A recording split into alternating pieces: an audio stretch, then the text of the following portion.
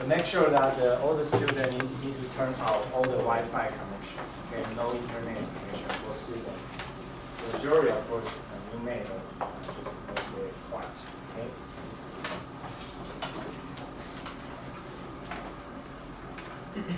Okay, so each team is ready, then you may introduce your team. You can also introduce in Chinese. So let's start with our reporter, Captain. Hello everyone, we are Team Unity from CKI School. You want to introduce your team? Yeah. 他们要 introduce themselves. 他们要不要自己介绍？自己来介绍。自己介绍一下。还有很专业。他在国外还不两种，这个他是人， Okay, and then the opponent, yeah. Okay, so hello everyone. We're from Taiwan First Senior High School, and we're Team Hepta, and my name is Jonathan. This is and he's Sam. This is Porsche. This is Sherlock, and Waseda. Okay, no, she's Luna. So the reviewer. Good morning, everyone. We are Brian, Daniel, Okay, thank you. Okay, so let me introduce our jury today. I'm William Yu from Zhongli University, and here is Professor Zhang Yan from Sci-Fi University, and Yong from Jiayi University, and Yang Jiahui from Tongjia University, and Qiu Xianzi from Sida University. Okay. All right, so the first game the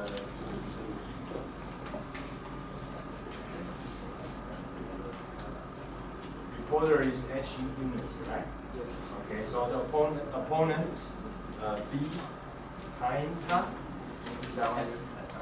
Hainka. You can challenge the reporter.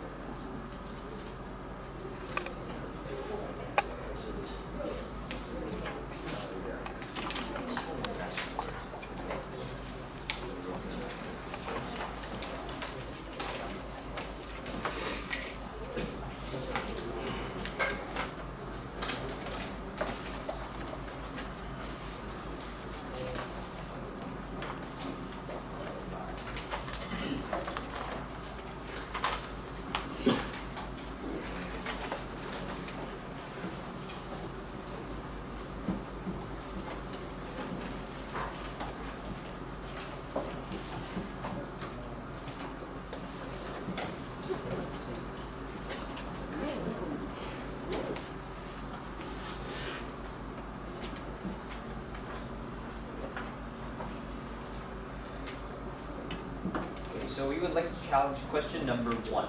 Question number 1. Invent yourself. So reporter, you have one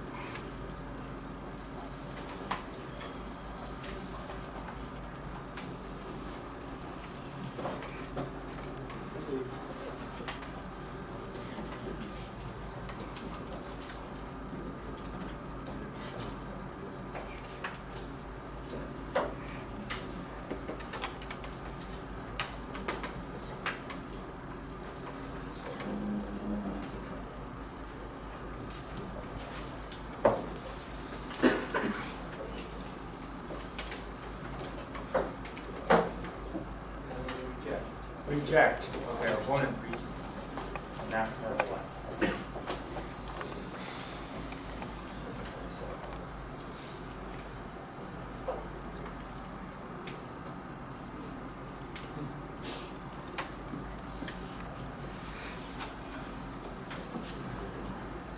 You don't need to wait for the last minute, last second. All right.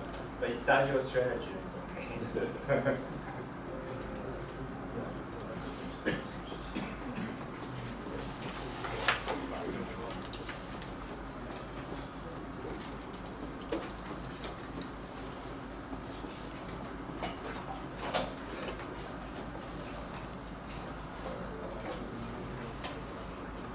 Okay, so we'd like to challenge question number 8.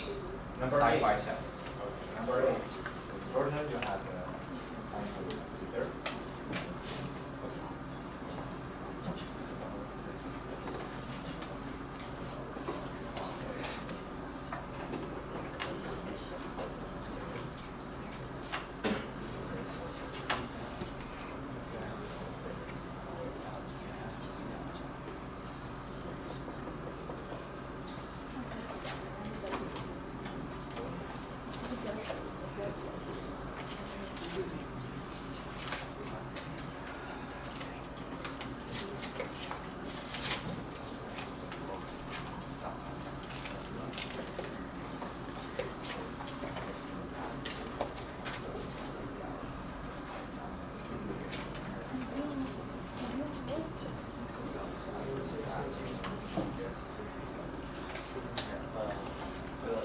Okay, so reporter accept the challenge.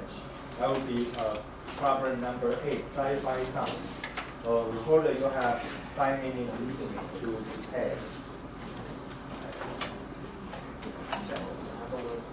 Well, you may start in time if you are ready.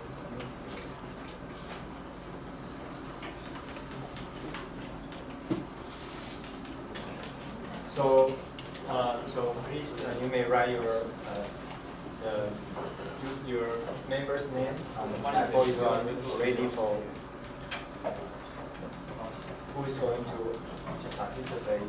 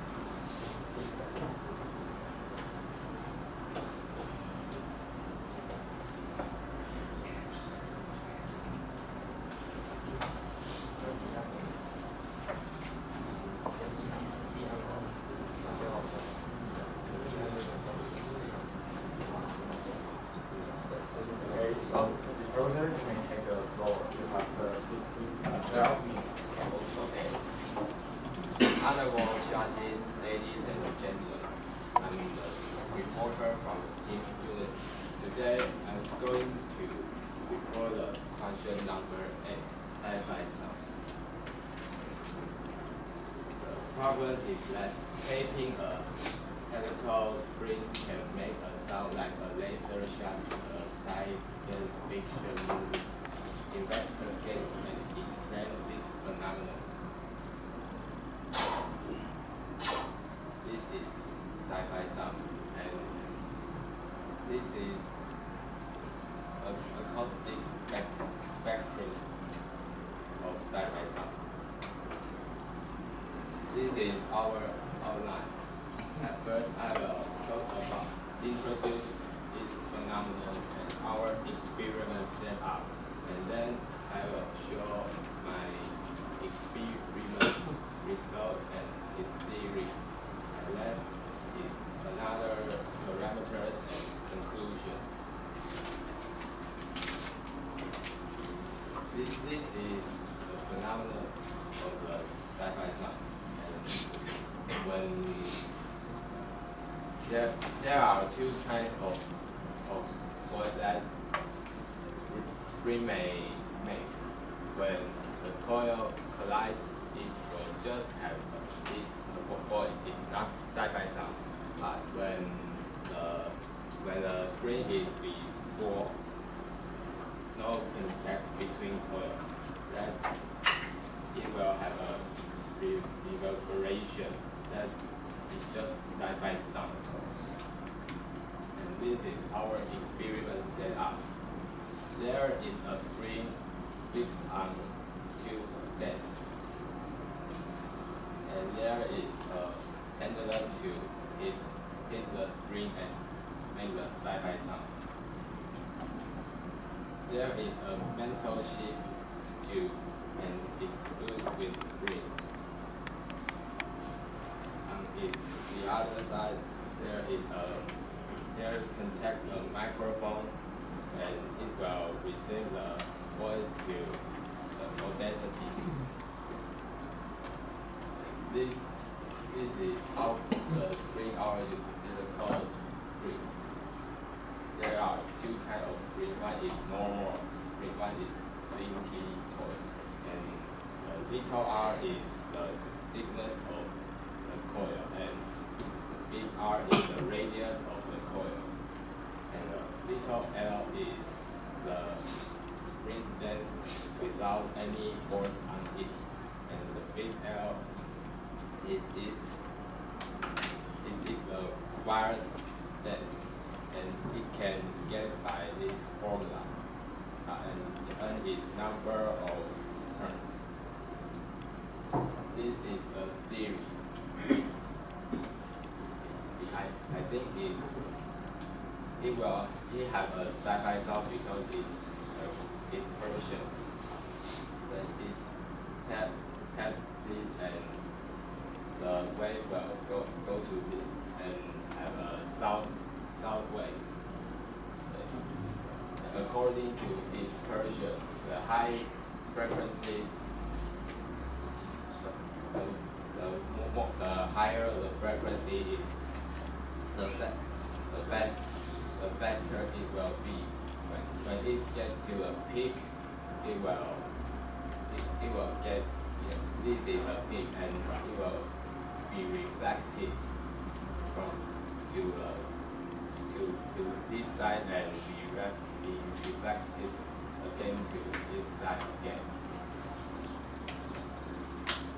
To prove this portion, we get some data about frequency and period relations, and as you can see, when the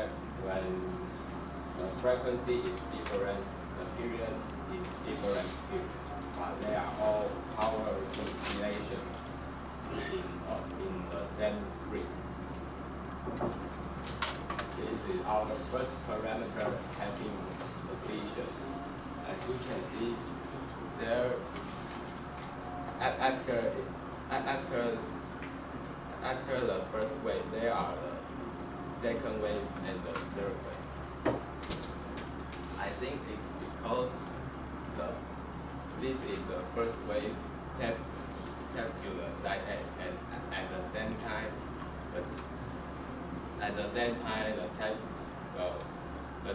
and the energy will go to side B and be reflected to the side A. And this is the second wave. And the third wave is the tap to the side A and be reflected back to side B and be reflected again to side A and be received by microphone.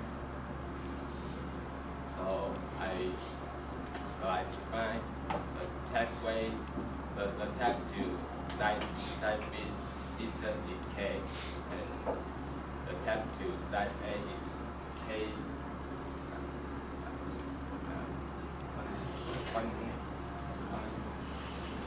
One minus K,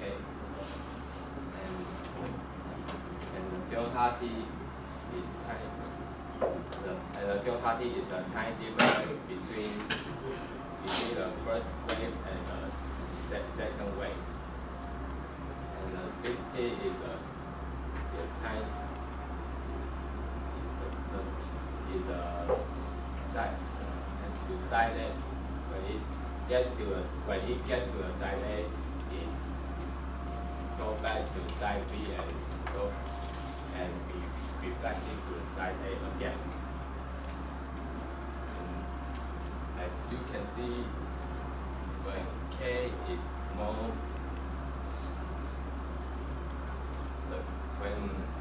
when K is small, the delta T is small too.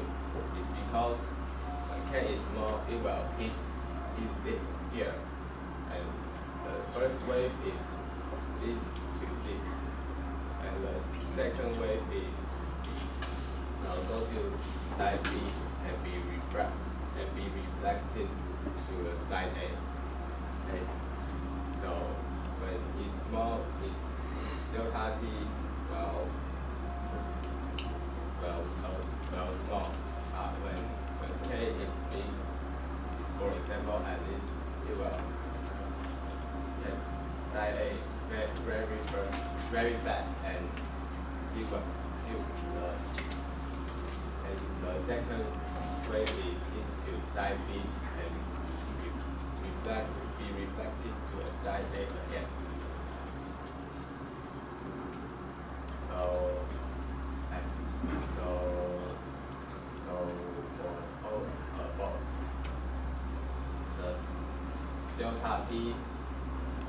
the delta T over to T, we assume is T will equal the K. Because the time, the first wave takes time this to this, and the second wave takes time this to side B and go there again. So their delta T is this to this and will be reflected to this and minus this wave, so it has this 2K. And the T is from side A to when after it reflected by side A, it will go to side B again and be reflected side A. So it is 2 and 2K over to 2K. And after that, I like the other parameters. First is the big L. When big L is more bigger, the times it takes is more bigger too. Because the length is bigger, so the wave need to pass the longer distance. So it takes more time. And about the tension, the tension to the time it takes, it doesn't have direction. And the conclusion is Sci-Fi sound is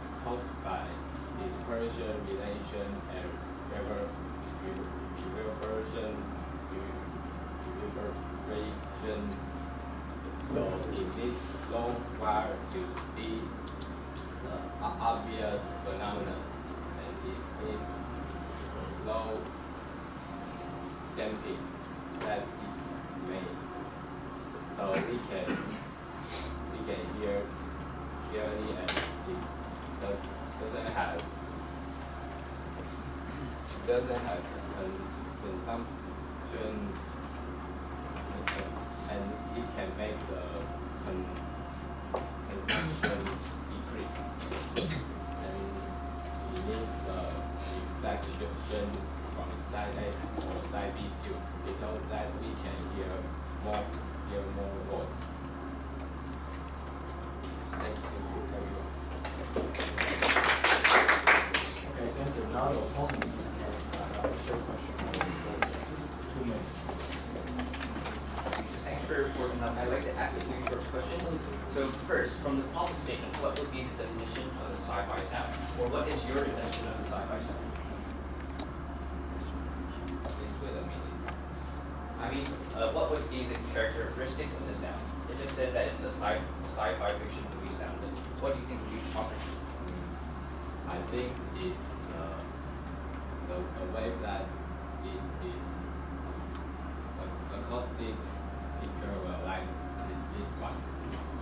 Okay, thank you. So you basically think that your experiments are correct version of sci-fi sound, correct? Yeah. Alright.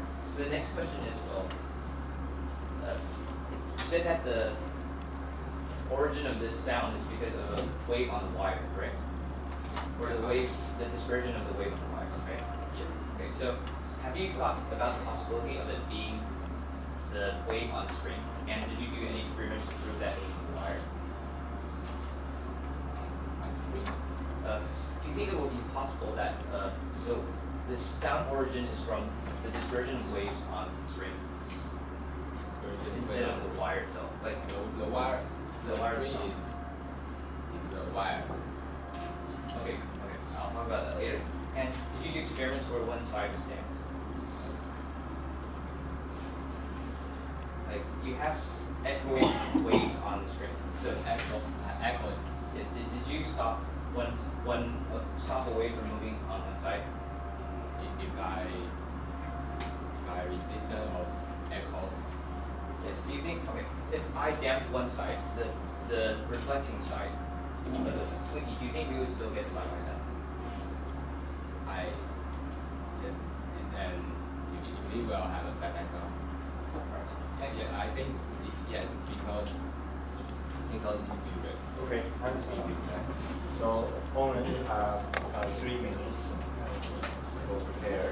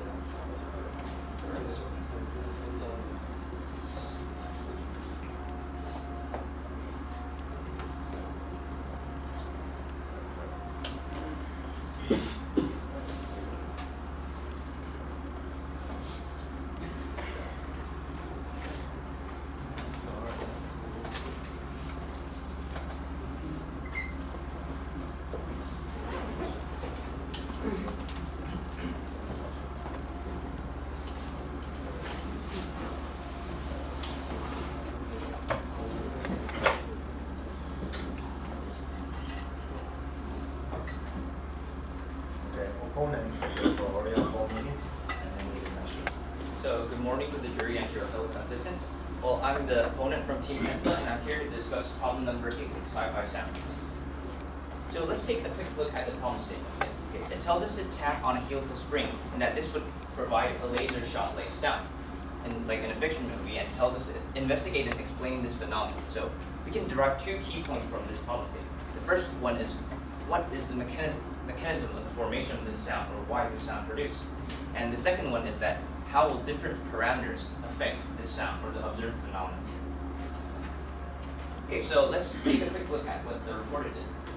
Well, firstly, in the observation they gave us a clear picture of the problem statement, and however, they lacked some observation videos, or like, well, you had a file for the sound, but maybe we could get a setup/contact/sound video, and there's no actual clear definition of the sci-fi sound in the problem statement, though we went through that in the short questions.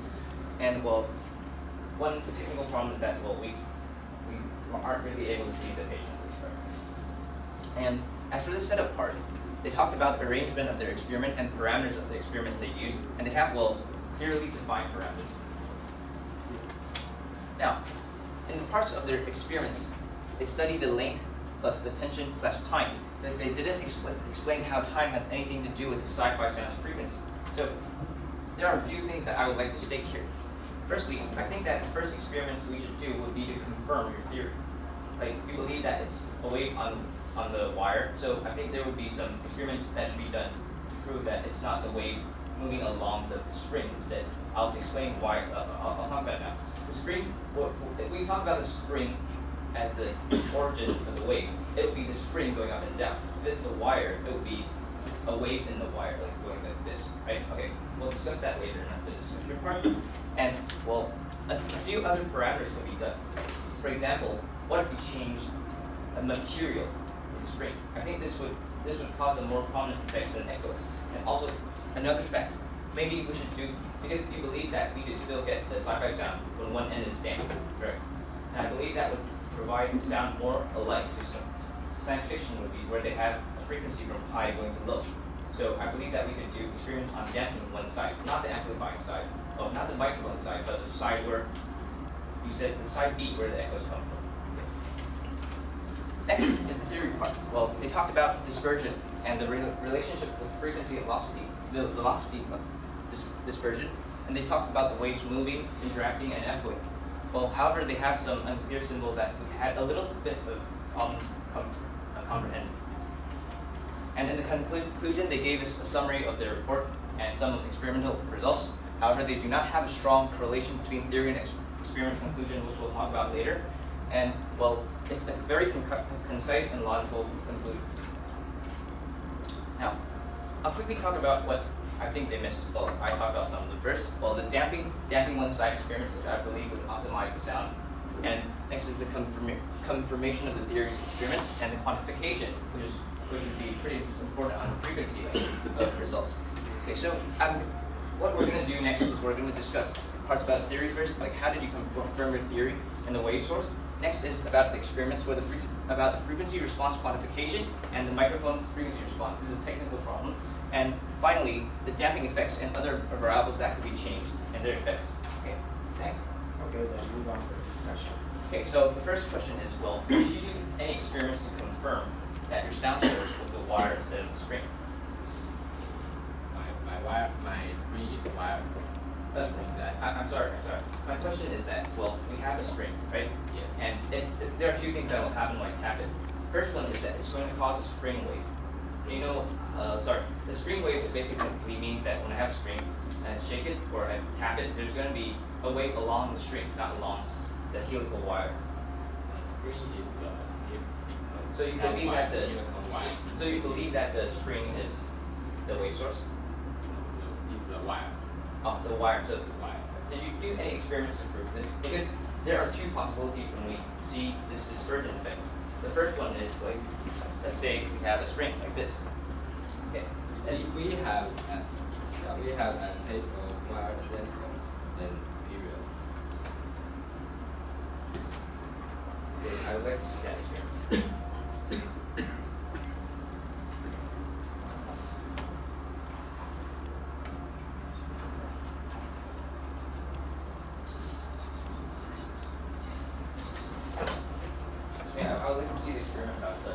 bar length and the period, and also, okay, thanks, that's the okay.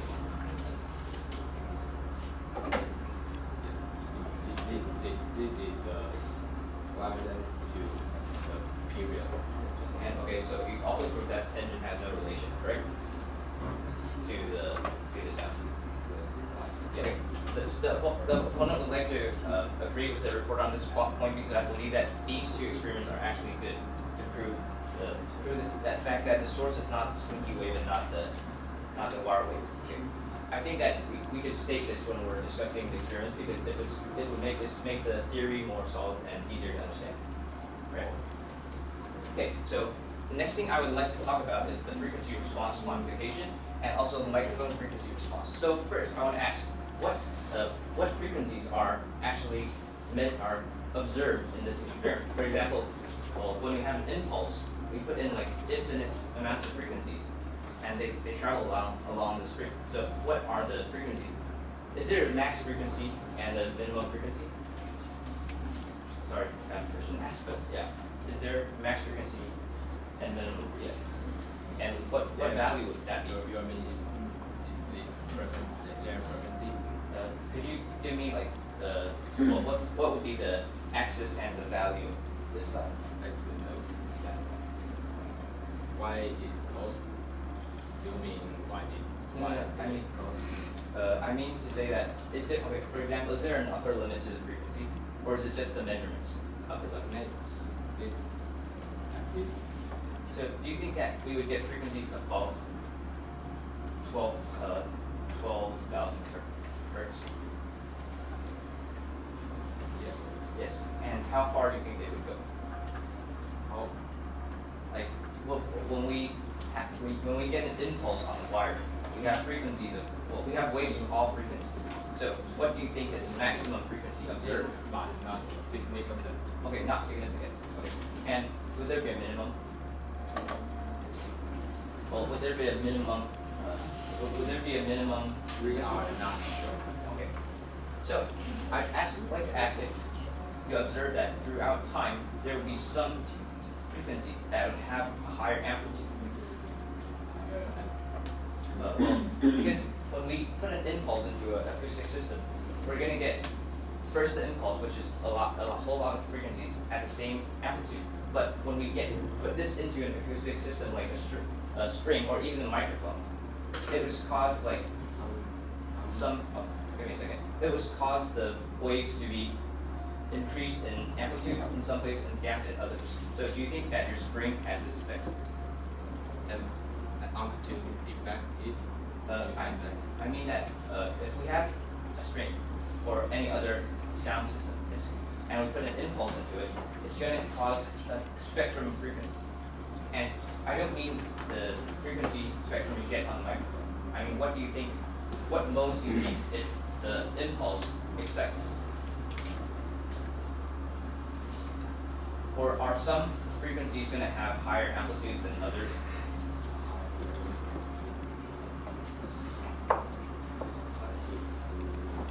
Pardon? Well, do you think that when we put an impulse in, we usually get all the frequencies like we showed? But initially, when we put in this impulse, do you think that we have some of the frequencies amplified and some damped?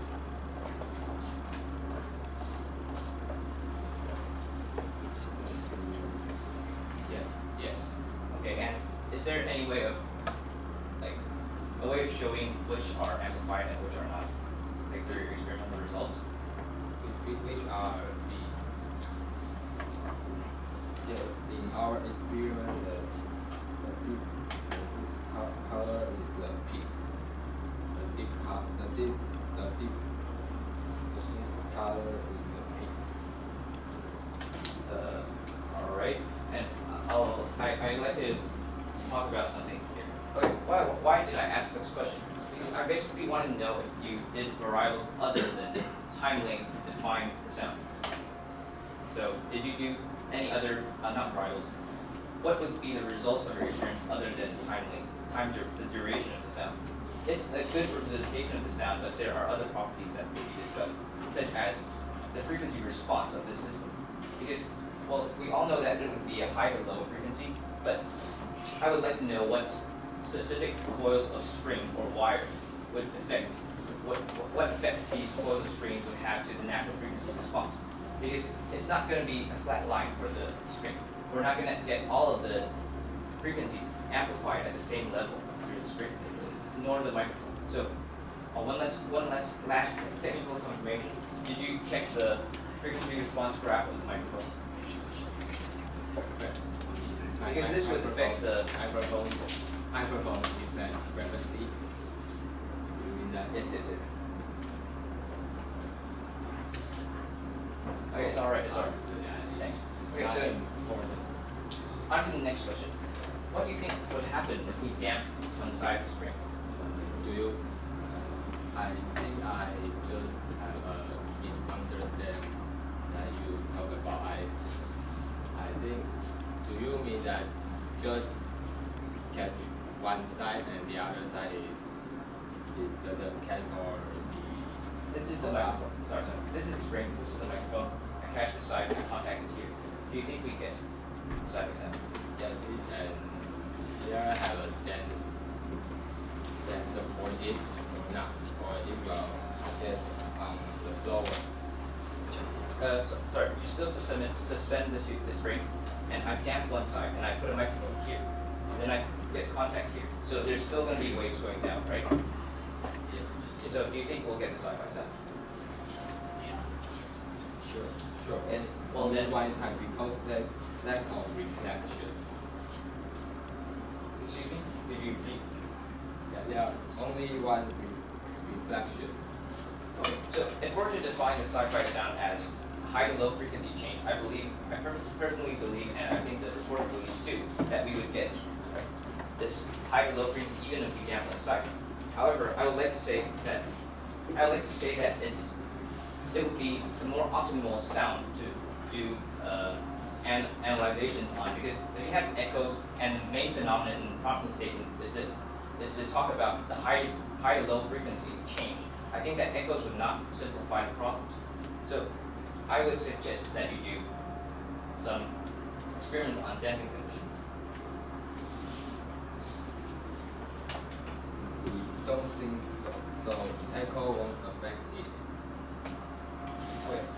Okay, so let's get a quick summary of what we just discussed. Okay, the reporter believes that echoes will not affect the main phenomenon of the problem statement, and I agree on that. But however, I think it would be a better idea to do damped, one end damped, because it simplifies the experience by a lot. Right. So, what do you think happens? Okay, what do you think is the main parameter changed to cause the difference in the sound, and more optimal laser shot sound? The most important Yes, parameter. most important factor.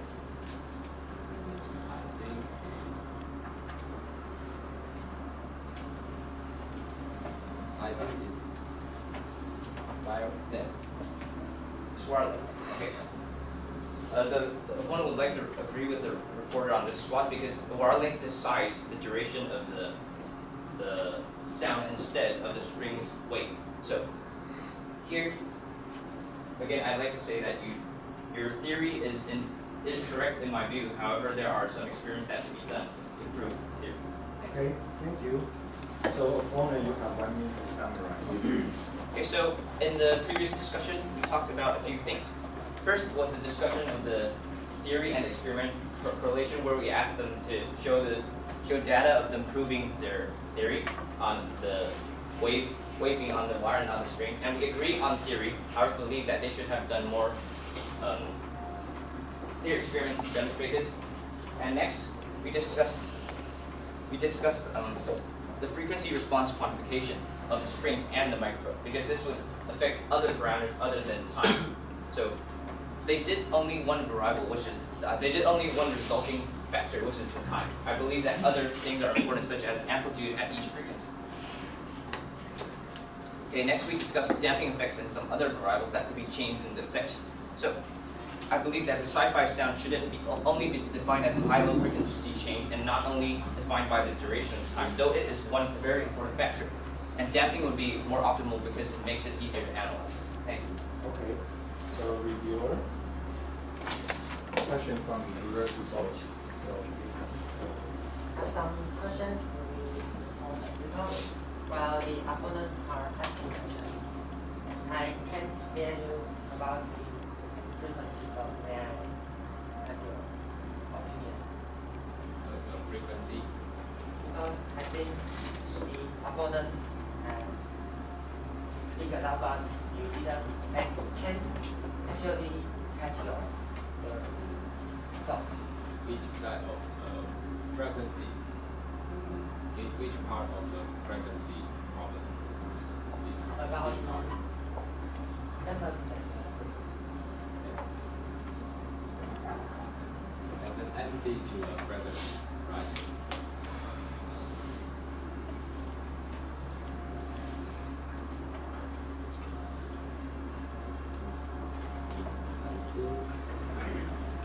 Amplitude is amplitude will not effect very apparently. What effect? So amplitude can be ignored. But today, certain frequency and that its amplitude is very low, and we can't listen, we can't hear it.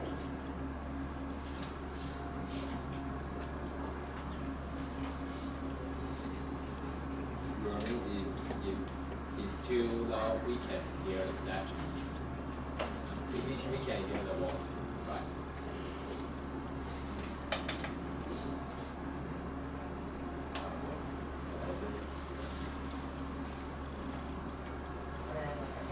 And some questions to the opponent. You have asked about the actual definition of sci-fi sound. What is your opinion about this? Okay, so my opinion is that we took this sci-fi sound from the internet and we analyzed it, and it's simply one change from high frequency to low frequency. However, with different frequency responses at different amplitudes at different amplifications at different spots in the frequency chart. So, the definition of sci-fi sound is High frequency to low frequency, and one go. okay. Then how about the amplitude? Oh, the question, you mean the questions I asked you before?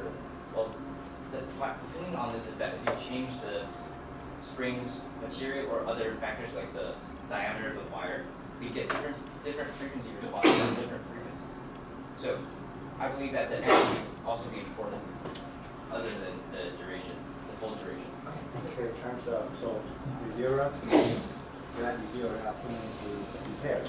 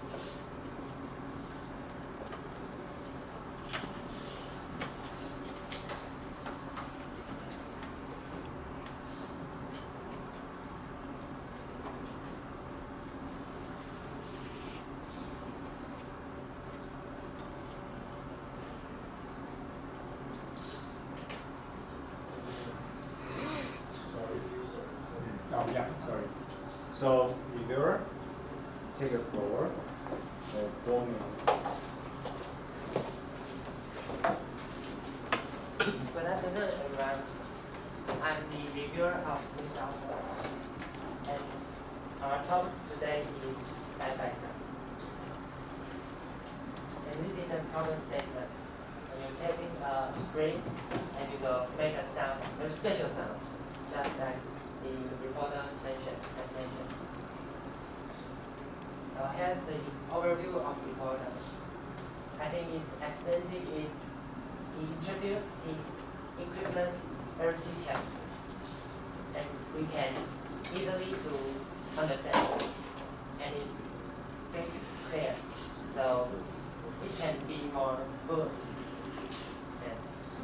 And he also explained the delta T of the phenomenon very well. But in some of his graphs, he didn't explain its x-axis and y-axis well. So some of them kind of I didn't understand. And he had also had very more clear picture, and I think this is very good. And here's the overview of opponent. I think his English is very good, and it is he reports clearly, and he asks a lot of questions to the reporter, but I think he can give some time to reporter because most of the time the reporter didn't speak a lot and he was interrupted. And you can speak slower because in some part I think the reporter doesn't understand well. So here's the discussion. The opponent asks the definition of sci-fi sound, but I didn't quite understand the reporter's opinion. And next is the opponent asks the source of the sound, which is made by string or wire. And the reporter said it is wire that causes this phenomenon. And the opponent said if we limit what of it said, if it will, the phenomenon will be observed like this, and the reporter said we can hear the sound. And in the next part, they discuss about the frequency and the amplitude. The reporter said it doesn't relation. And the opponent later asked about the most important parameters. The reporter answered the length of the string, and the opponent also agreed with it. So here's the conclusion. In the discussion between damping 1A and the sci-fi sound will also be observed. And about the frequency and the amplitude, I think the reporter has explained it, but the reporter didn't explain it well. So finally is the definition of sci-fi sound. And the opponent said that it is the frequency from high to low. So thank you. Okay, so this is a conclusion remark from the reporter. The switch is okay. Okay. Post the time. Post the time. Now the discussion opponent as the sound source is a spring wave or wave on wire. It is on wire. We have the experiment proof on page 17. And opponent as is their maximum of the frequency. We don't know, but not significant in our experiment. Damping one side will make the phenomenon more simplified. We agree with the opponent, but we don't think the echo problem has significant effects on the experiment. The opponent as the amplitude of the sound should be measured and considered. We have done the experiment of the relative amplitude, which is expressed by the color of our figure. And opponent as more specific definitions of sci-fi sound. We did it by the acoustic spectrum, which is same as the opponents. We don't because reviewer doesn't ask some question to me, so I didn't focus on. Thank you.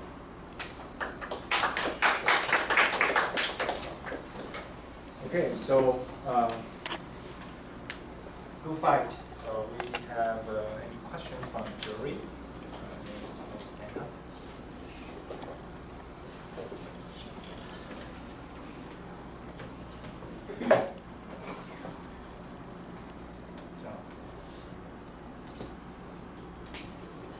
Any questions? Also, one quick question for all of you. What do you think the real physical mechanism that causes Sci-Fi sound? Quick answer. Starting from reporter. The real mechanism. Real Short answer. What is it? sound information. Can you review it? Hitting on the spring and the spring will be shake. And Causes the opponent. Okay, so the dispersion on the wire of an pulse probe. So it's going to have a max frequency of almost infinite. That's Yes, my question for the opponent. You mentioned that if we can make a damping from the one side of the spring wire, do you think, what's your opinion if we do make this kind of experiment? What kind of result will we see? well, actually, we did an experiment. So when we had it damped, I mean, what just type a of kind of idea to say the difference between the echoes? reporter's result and the idea if we do have the damping.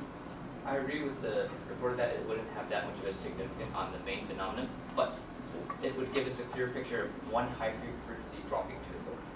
It's a clear picture. Any more question?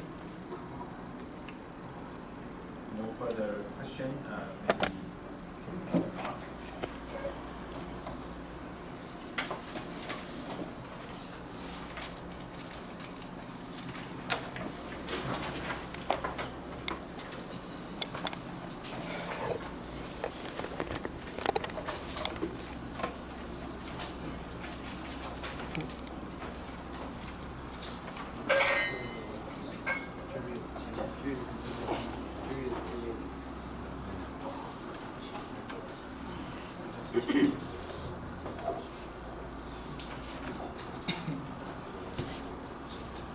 Okay, so we will have a score for the reporter. Please hold your 5, 5, 6, 6, 4. And then the score for opponents.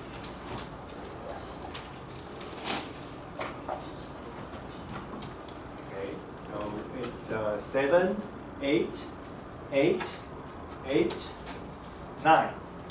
Thank you, Drew. And then the score for reviewer, 6, 6, 6, 6, 4. Okay, so thanks for the time.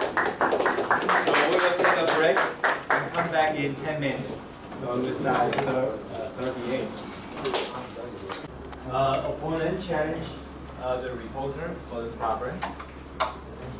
1 minute.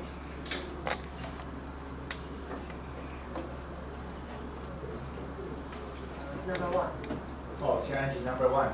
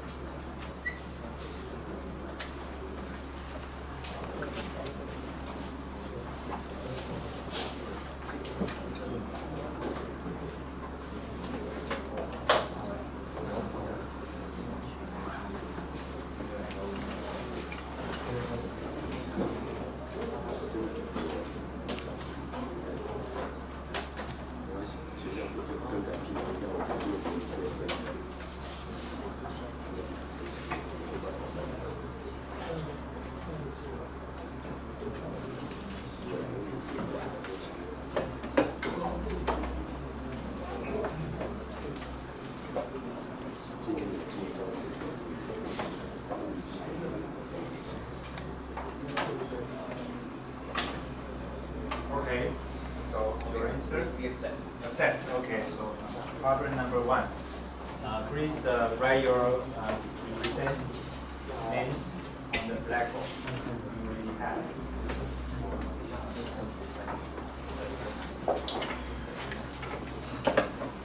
So 5 minutes for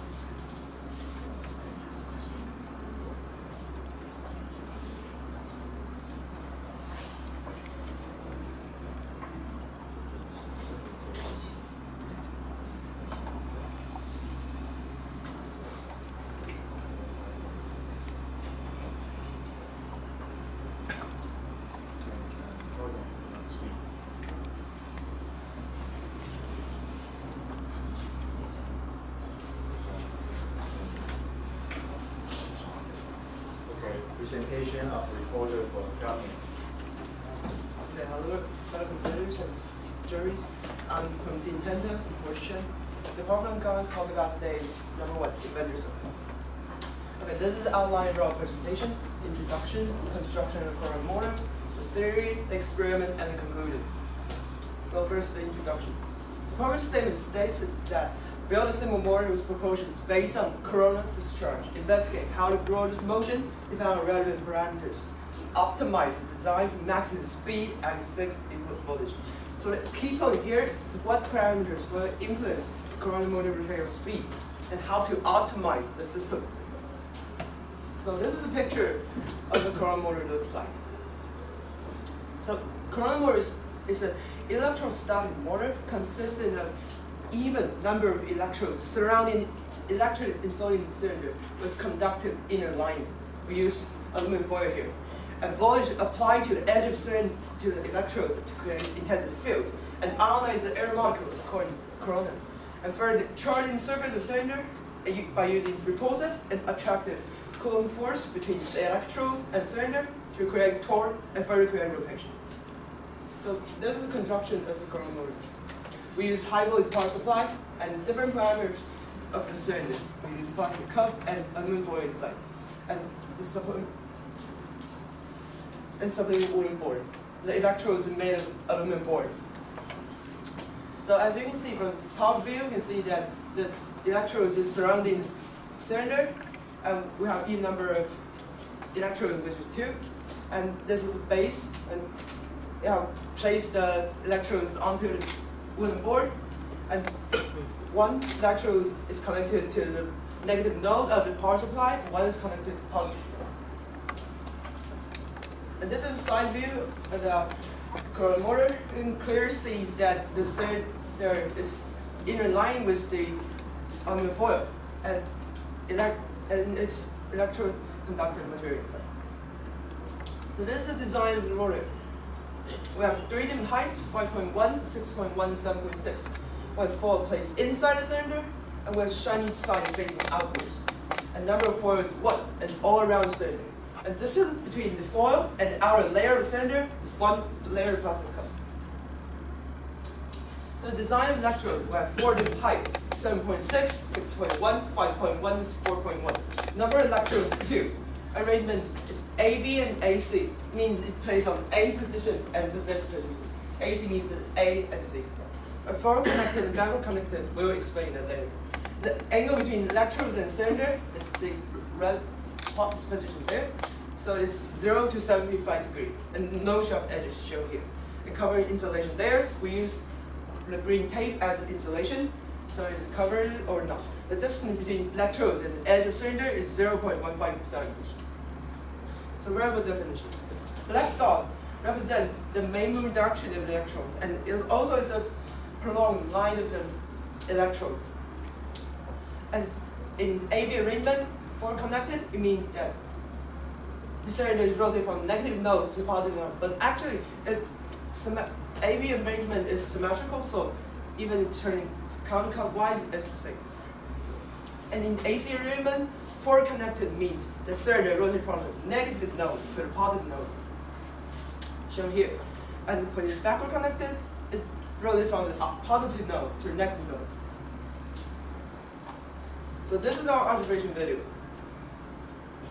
From top view, you see that it's pretty smooth, and there is some tiny sparks from the electrode. And you can see more clearly at the side view, there's surely some coronal discharge that causing the cylinder to spin. Okay, there's the theory. So the mechanism of rotation, this is our setup, and we're gonna talk about this part later. This is we said negative node, positive node, and negative node. It's just an analogy of our experience. So these 3 nodes respectively connected to negative node, positive node, and negative node of the power supply. So the power supply applied voltage to the edge of the negative node and create intensive field, and making that section positively charged. So the field ionized the air molecules to pack electrons onto the cylinder, and these electrons got attracted by these red dots. So it's sprayed onto the cylinder. And the electrons got repulsed by negative electrodes and attracted by the positive electrodes, so it further making the cylinder spin. And negative charge is removed by the positive electrodes and leaving next section positively charged.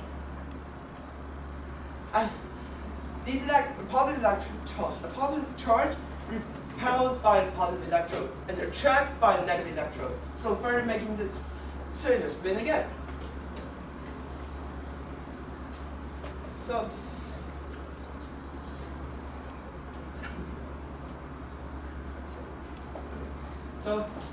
electron with insulation. The electrons,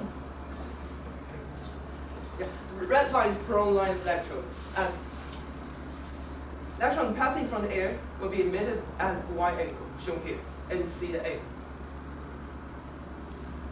On the fixed voltage applied, the maximum travel distance of electrons is fixed, shown R here. And maximum range will intersect the cylinder with 2 points. And these 2 points create the maximum angle of electrons can reach the cylinder, which is C to B, shown here. And the overlapping area of C to A and C to B will create a C to C. And that's the electrons, the only angle of electrons we can reach the cylinder and create torque. And so the electrons here will repulse by the electrons and further create the armor force and repulsive force, so creating torque. So this is our experiment.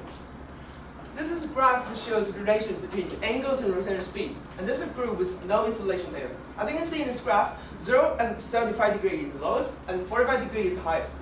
Because majority of electrons does not move along the peron line of the electrodes. And these electrons got attracted by the cylinder and turns the direction.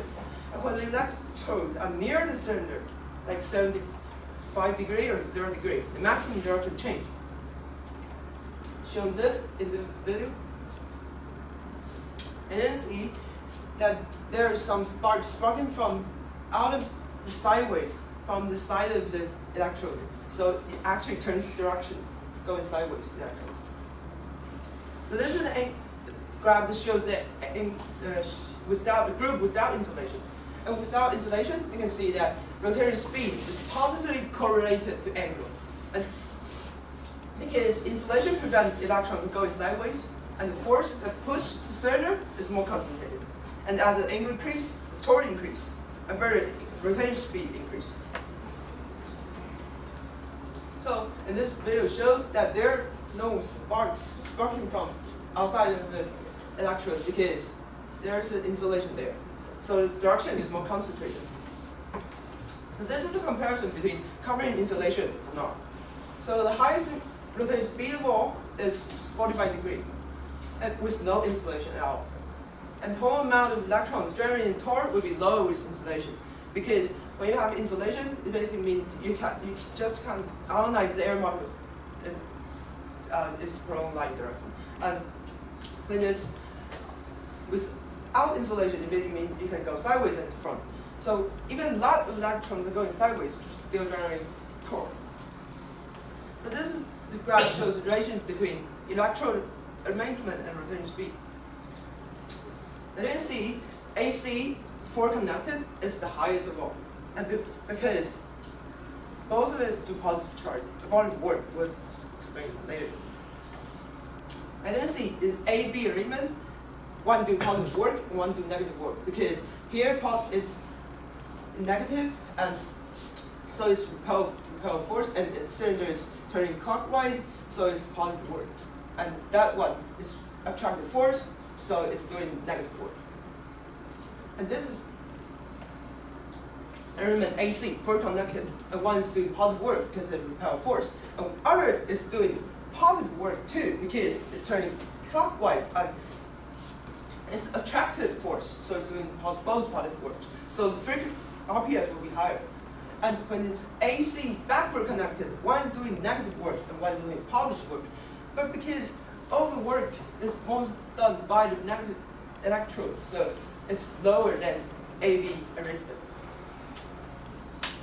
And effect on electrode height and fall and for height and rotation speed. As you can see in this graph, as height of the electrode and foil increase, the rotation speed increases accordingly. And so higher the foil can get, it can catch more electrons, resulting in larger torque. The higher the electrode is, it can disperse more electrons to a cylinder. That's quite intuitive.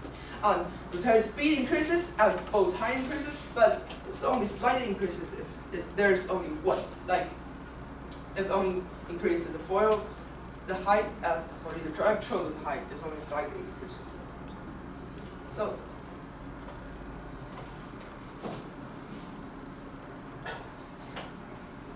this is the conclusion. It showed, like I stated before, that the electrons would go sideways without insulation. But at 0 and 75 degrees, the rotation speed is low because the electron is going sideways on generating that much of a torque. And insulation prevents from electrons from going sideways. So the angle is positively charged correlated to the rotation speed because the torque is larger. And when both electrodes can do positive work, like in AC arrangement for connected, the rotation speed will be higher than the control group, which is AB arrangement. And the height of electrodes and foils is positively correlated to rotation speed. And a group with high rotation speed at all is without insulation 45 degrees. That's because I just explained it. Thank you. Thank you. Okay. So we have 2 minutes question from the opponents. Sure question. So do you think the electrons, you mean because the ionization of the air will conducted the electrostatic, not electrostatic, will conduct some electric charges to the cup. So they're both poles on the cup and the electrode. So do you think it will affect the cup? Both on what? Because there's at first time you said the electric charges will jump to the cup. Yes. So at the same time, the cup has a pole and Or pole or electrode. So both of the cup and the point have electric charges. So do you think it will affect the cup rotations? Yes, because the charge on the electrode and charge on the cylinder is repulsive force if it forms a negative charge. So it will make generating torque and further generating rotation. Right. And the second question, you said that the height will affect the speed. Then why is it not really straight if it really affects the cup's rotation? What do you mean by straight? I mean the theta. If the height is longer, then it should be. Oh, because the height that we use is not like proportionally straight. Yeah. So it's the data is not straight. And further is so basically.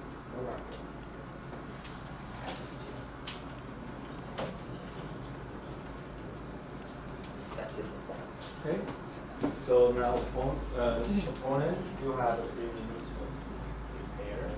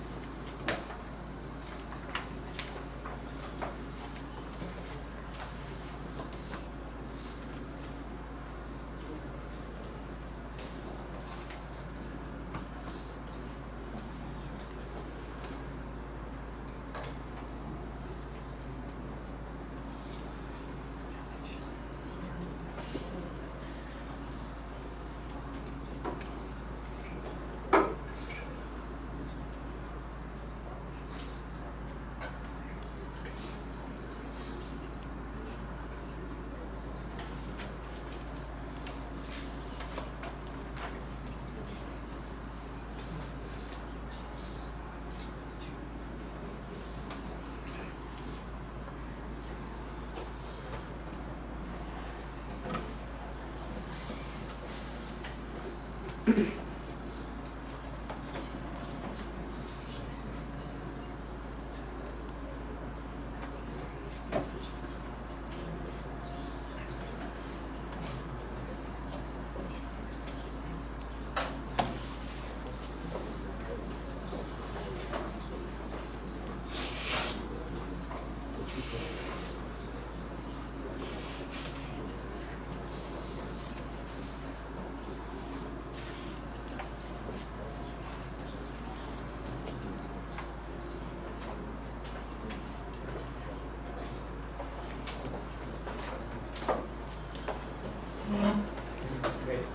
so component, please take a floor. 4 minutes, and then for discussion.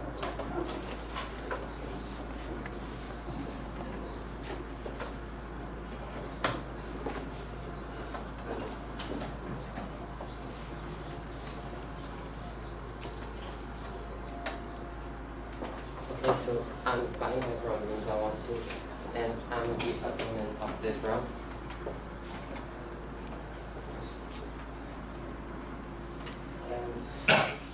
The problem statement is that the build motor that is based on a phenomenon called curling start, and we have to investigate its maximum speed and how it moves. And their theory is one side of the electric will attract, and the other side, or in the other words, one side will do positive work and other side will do negative work. So it will make the rotor move. And the experiment said it or reporter, his advantages is clear explanation, but he speaks not really fluently, but clear speaking. And he described the cause and effect of the phenomenon precisely and loud voice. And suggestion is reduce the words in PowerPoint because I can't really understand your words in PowerPoint because it's too fast. And you can actually talk slower. And your advantages of setup is you can catch the main point of the problem and it's very effective. And your theory is suitable and clearly explain the phenomenon. But there are some factors should be considered in the theory. And your experiment and data for experiment, it's really realistic, and easy to conduct and have few errors, and it's reasonable. But you need to get 2 or even more control variables in just one experiment.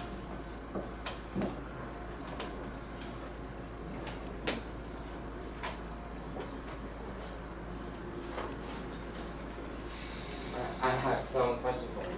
Okay. Go on, discussion. Can I draw a picture, please? Okay. It said that this is the code. Yes.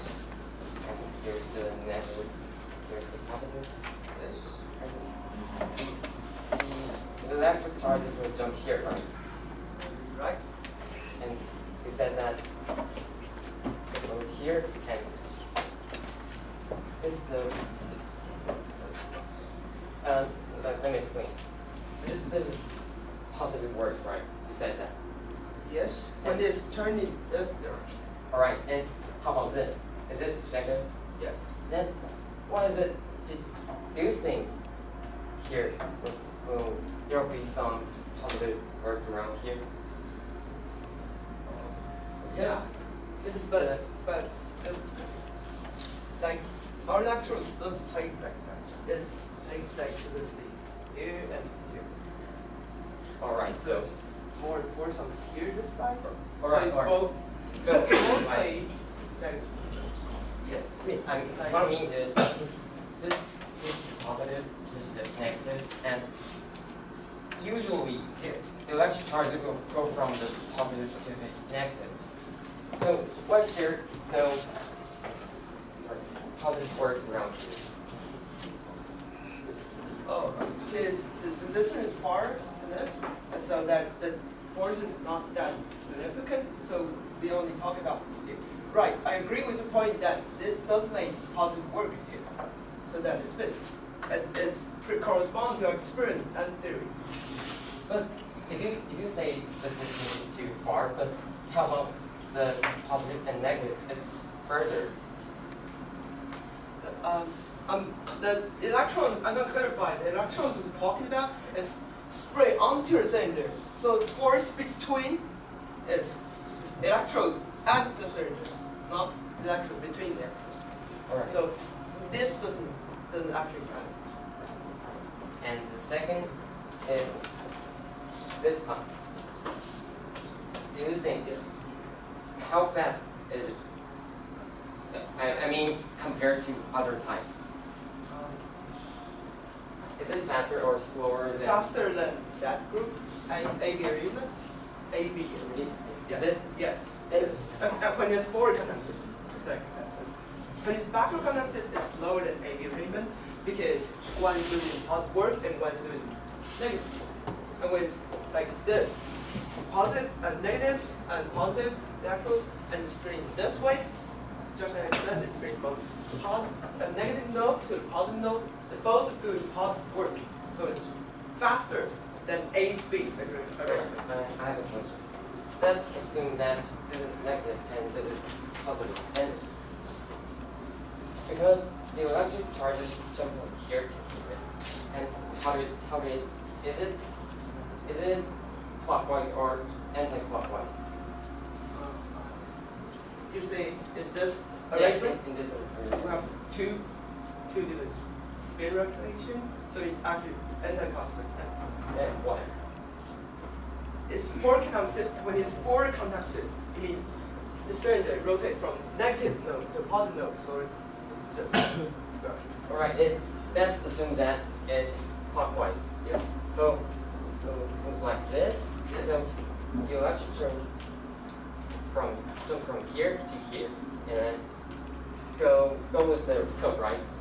So you'll go to here. Then this is the right type you assume. But if there's another type that it's anti-clockwise, then the electric charges jump from here to here, and then they'll get to the negative right. So this is it will attract right here. Yes. And there will be some reference against here.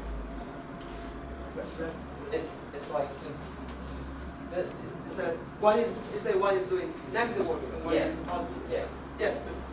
Yes, it's true, but I guess that is because that this here the distance is smaller as it turns as it started to turn. So the force here is larger, so it turns more toward here. So it's compensate out this part of it. But if it's in a very speed, then in this case, I think this will affect this, right? Because it's very fast and very close, so it will totally affect this. Then why is it not slower? Actually, I was experiment in this experiment. The rotation speed of this is slower than this. So the phenomenon we talk about is not as significant. And also, like I say that as it turns, it's closer here, so the torque is larger, so it's gonna spin. Okay. And other question, do you have some other parameters, like these parameters? Yeah, we do other parameters such as shiny side facing inwards and outwards.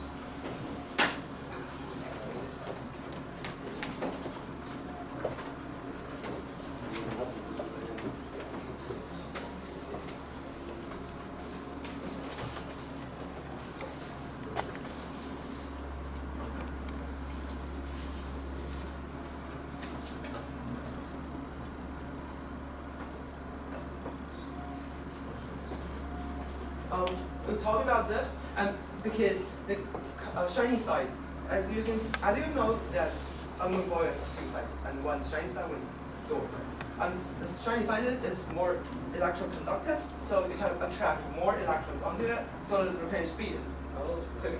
So there is two sides of the coils. Yes. I get it. And another question, do you change the current and the voltage of the electrode? Like I stated, and like for the question, a problem statement stated that it has fixed voltage, so we can't change voltage. But so we do it at a same voltage consistency in all the experiments. Can you show me the voltage machine? The point to start with.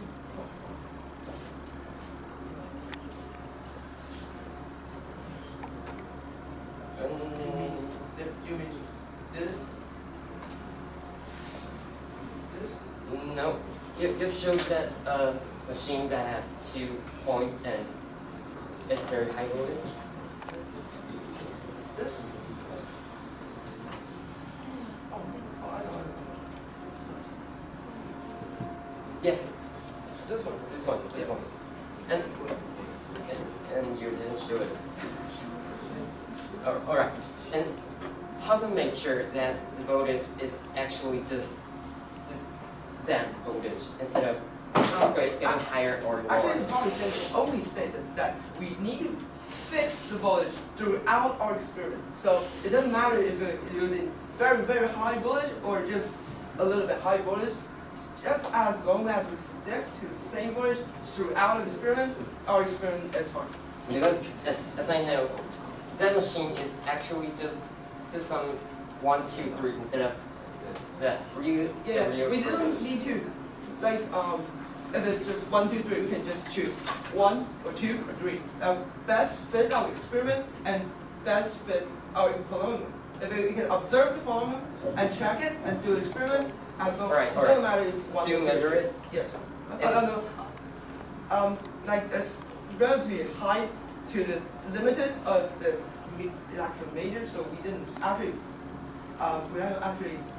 measure it, but it's not insignificant in the problem statement. If you don't measure it, you can make sure that it is very consistent, right? No, as long as switch is on 1 or 2 or 3, it stays consistent all the time. Assuming that this machine is not perfectly working. Alright. Okay, how do you measure the rotational speed?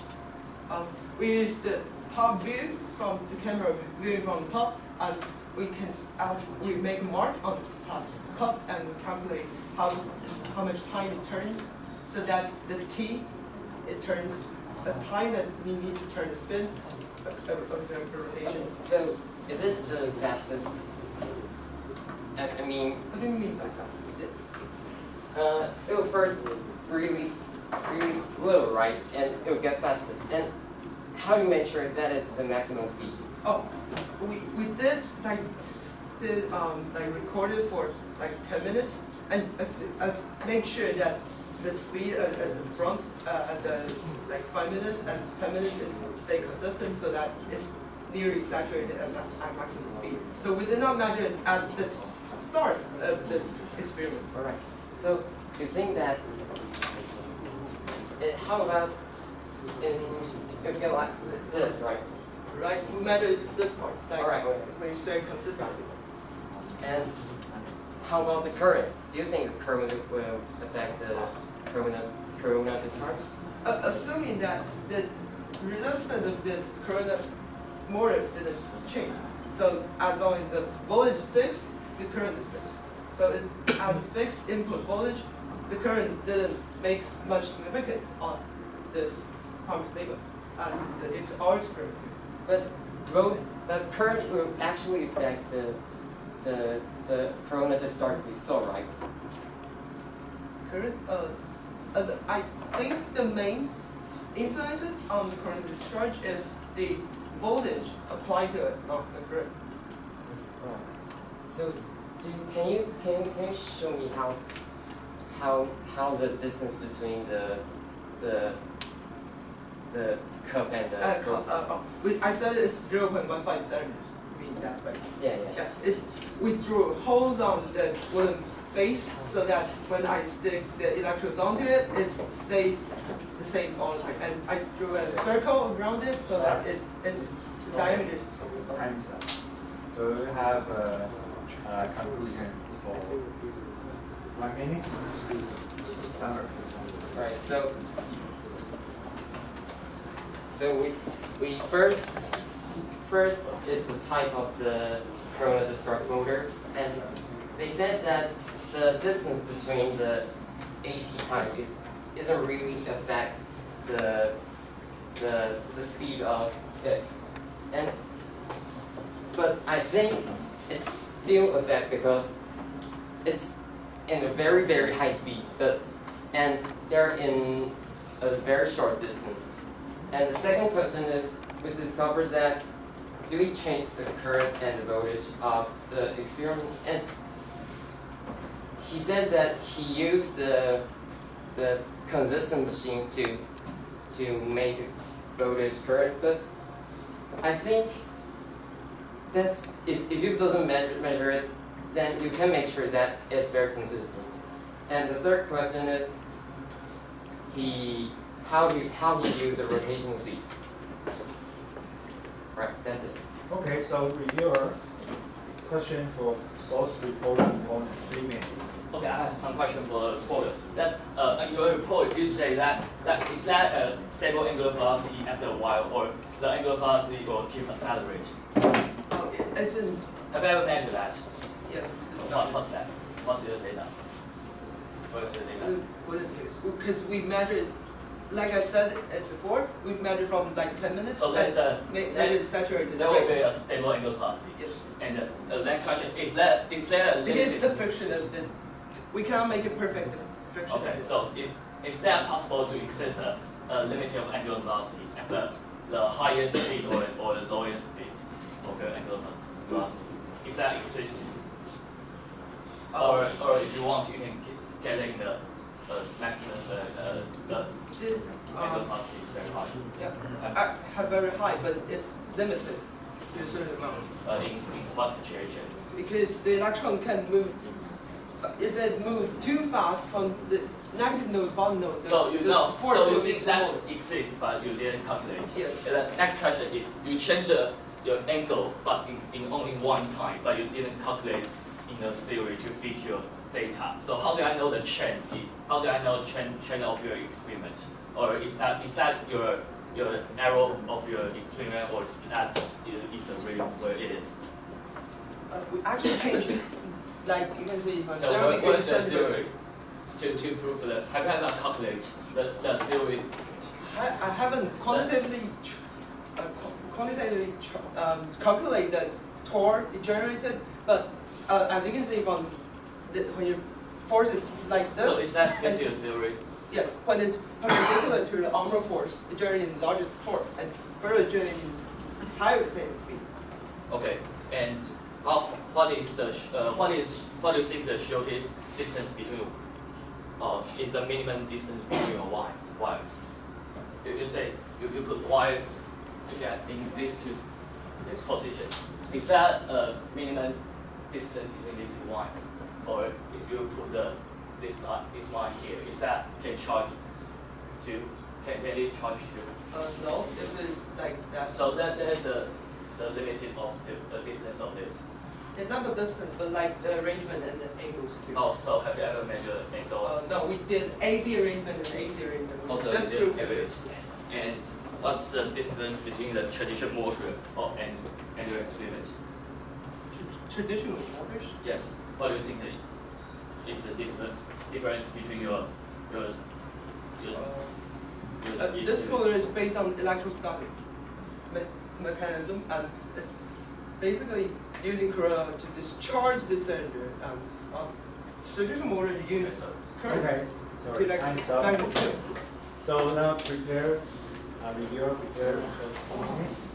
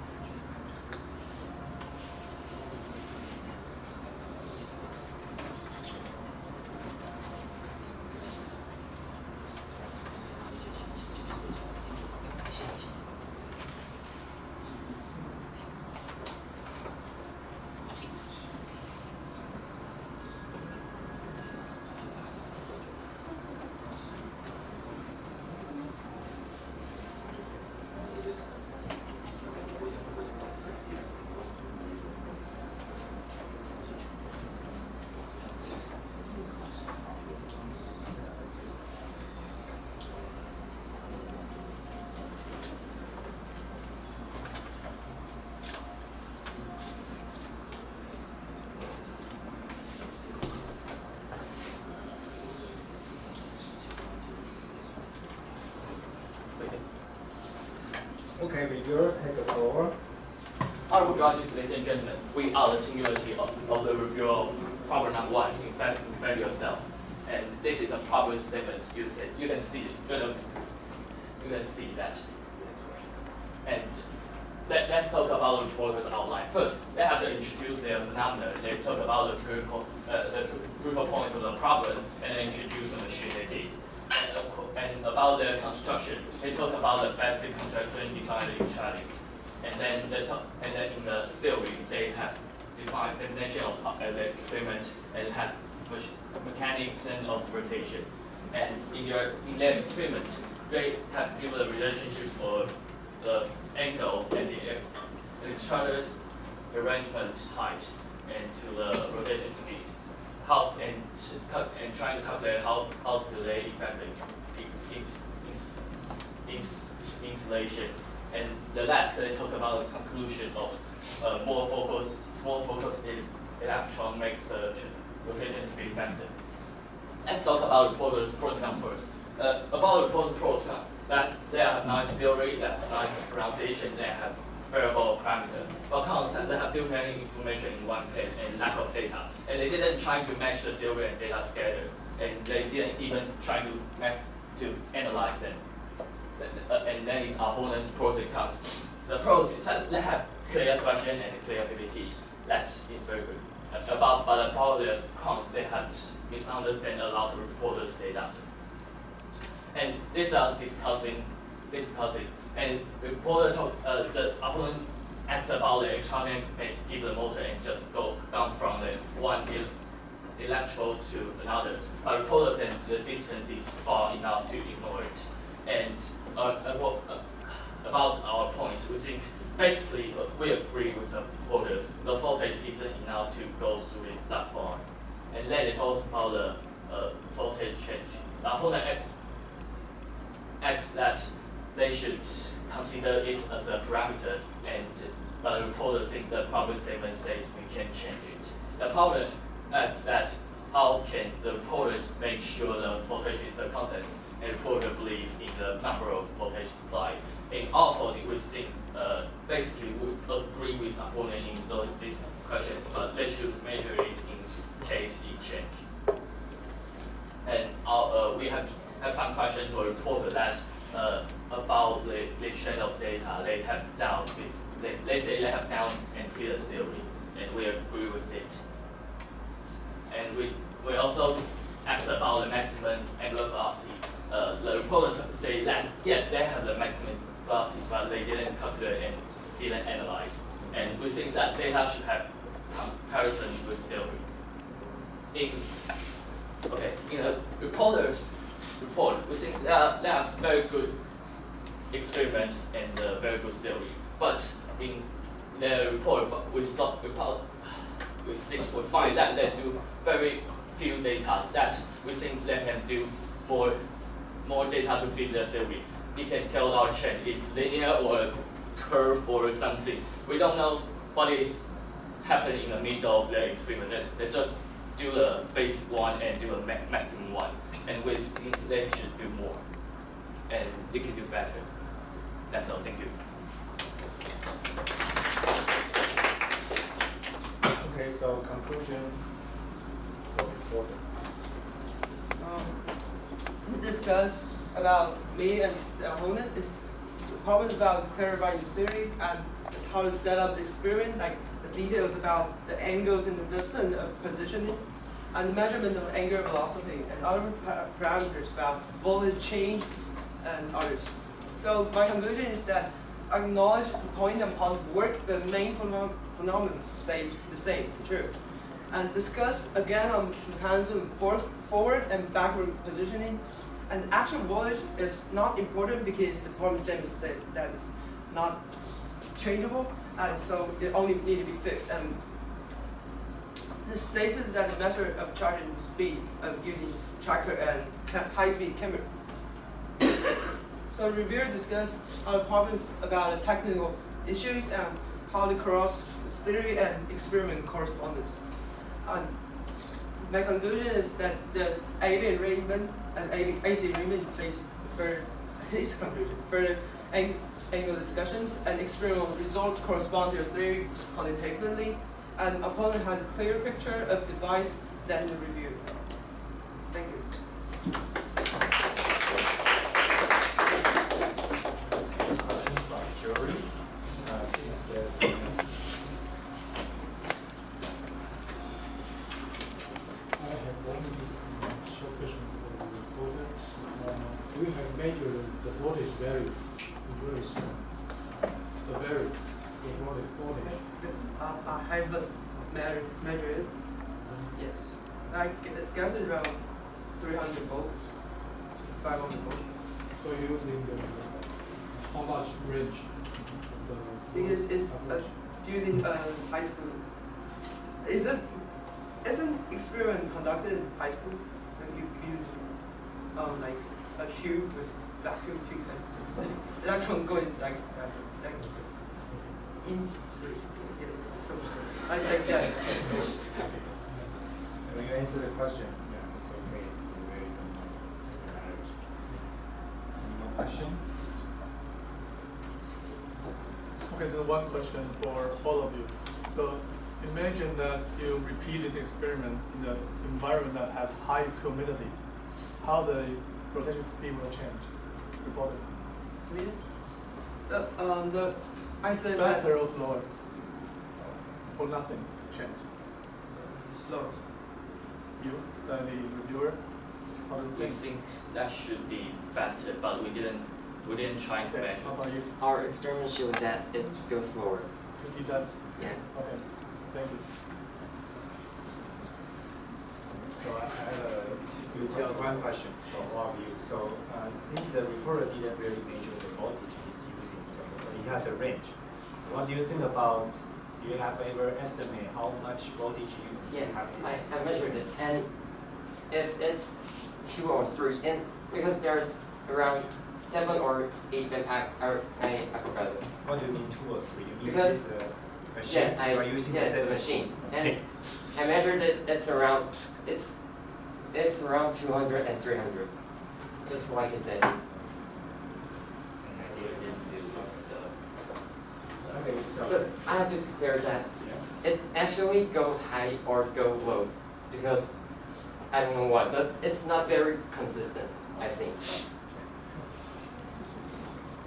Please, jury, please complete this.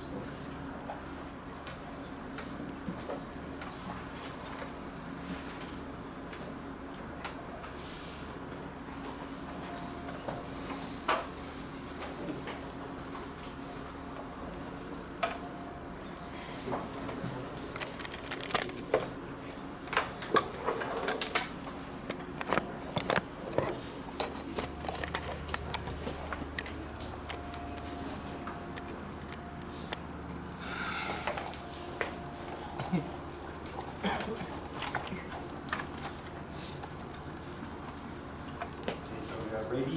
We have a score for the reporter from 6, 7, 8, 8, 7. And then the score for opponent. We have a 7, 5, 7, 8, 5.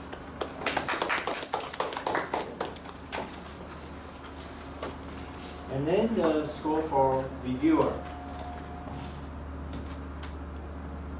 8, 6, 7, 7, 5. Okay, thanks everyone. And we have, so we take another 10 minutes break. Less than.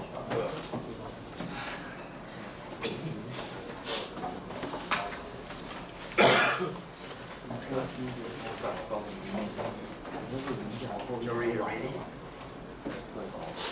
So we'll start the round. So opponent, please challenge the reporter.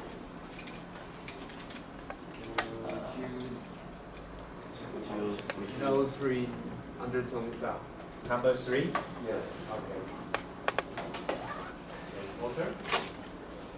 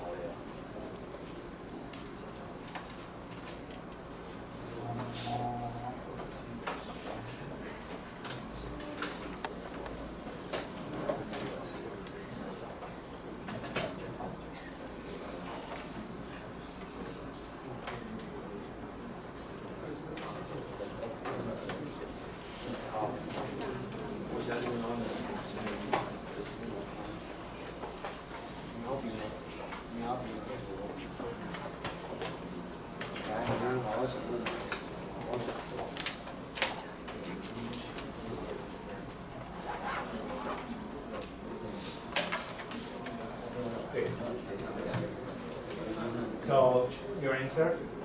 Accept. Okay. Okay. So reporter, you have 5 minutes to prepare for the final time. Okay. Please write your representative's name on the blackboard.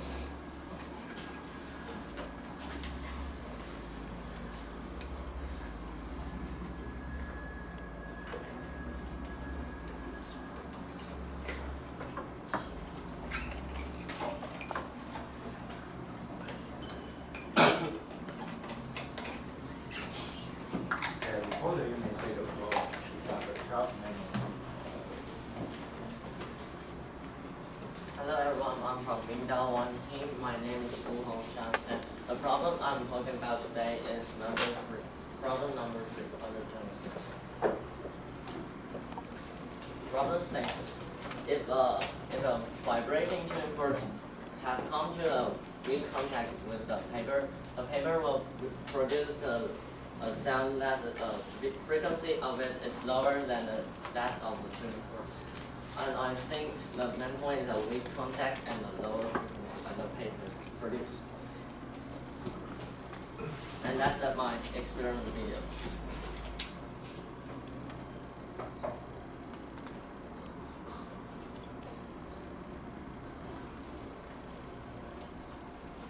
That's my outline of my report. First, I will introduce the theory, and next I'll introduce my experiment and the results, and then last I will introduce the conclusion. The theory. Those two are the wave speed of the formula, and the length and the width is on the paper. We use the length of the width is in the picture. This is the width and that is the length. This is the width and this is the length. And this is the formula I use to predict the frequency of the wave. According to our formula, there are 3 parameters that will affect our result. The first one is the paper's width, and the second is the thickness, and the third one is tension. And later I'll do the 3 experiments according to those three parameters. And we can see that at least 3 parts of the system will produce the different frequencies of the sound of different frequency. The first one is the tuning fork itself, and the second one is collision between tuning fork and the paper, and the third one is the frequency of the paper that's produced. And that's how I predict the frequency of the paper. Because of the standing wave, the paper will produce a standing wave on it, and I choose the first 3 harmonics as the sound is produced. And the length of the wave is from the twice times the paper's length to the 2/3 of the paper's length. And that's my theoretical data. And those 3 data in the part, the first one is the first harmonic, and the second one is second harmonics, and the third one is third harmonics. And that is what I predict, and I'll see if my prediction is right or not in my experiment. And I'll do 3 experiments. First, I'll fix the density and change the width of the paper. And the second, I will fix the width and change the density of the paper. And the last, I will change the tension of my paper. And the units of the data is hertz. And that's my experiment method. Maybe you are very concerned about how I change the tension of the paper, and that's how I change it.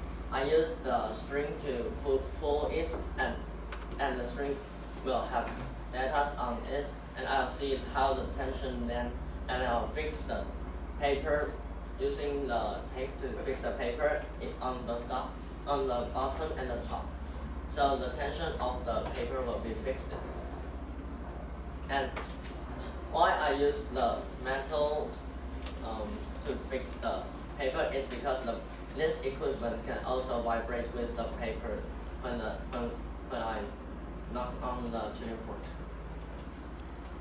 And I use a recording pen to record the sound of the paper.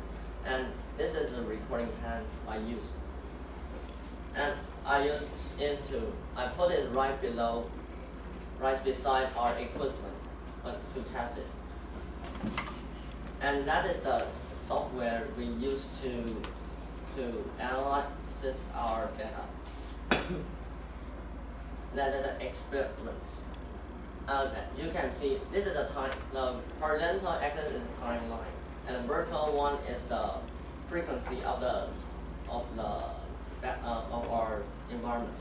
And you can see that the striped red line that all frequency appears in the same time. And that's the moment I tap the tuning fork. And after that, you can see that some of the frequency is much much stronger than the others. Then below are two sound I measure. The first one is the background noises, and the second one is the background noises combined with the tuning fork. And the horizontal axis is the frequency of the sound, and the loudness is in the vertical one. And you can see that after I tapping on the tuning fork, some of the frequency obviously not become louder. And when I choose I choose 0.5 seconds before I tapping the tuning fork as my background noises, because our background noises will change all the time, so I choose just 0.5 seconds as my background noise. And if I use the right gram to the left gram to minus the right one, I can get a result under here. And you can see there the peak of the data line is 512 Hertz, and that's the tuning fork's frequency. And you can see that some of the data is under zero, the horizontal zero line, because if I use if I tapping on the tuning fork will make a big noise, and the pan to recording the sound will not receive much background noises. So the background noises will not be so much important in the chart. So there are some parts of it become lower, and the lower one I predict is to be the background noises. And there are some higher one that I predict to be the frequency that's produced by the paper. And that's my analysis.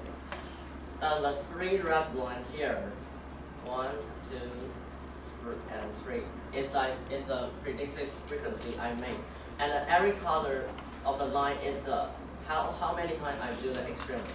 Like here I do the experiment 5 times, and you can see that in this part, almost all the line of the data, all the data line have been built up, and it has fits the theoretical data.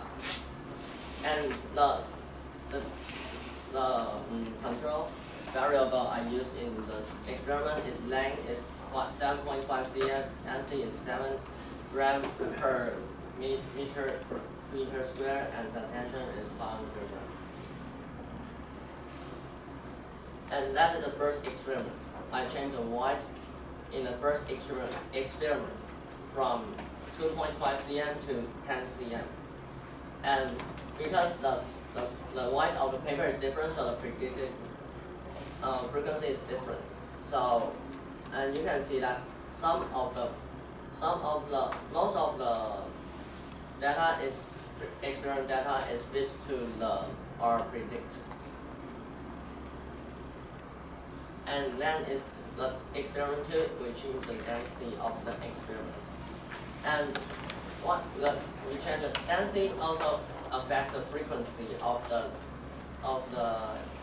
results. So we change the density from 70 to 120 gram per meter square. And because the chart is not so clearly in the chart, so I take the average of the data and make it to the next chart.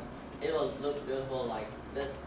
And we can see that it apparently the voice, this part is much louder than this part. And this part, just I have said, is the tuning fork sound. So it's the largest. And yeah.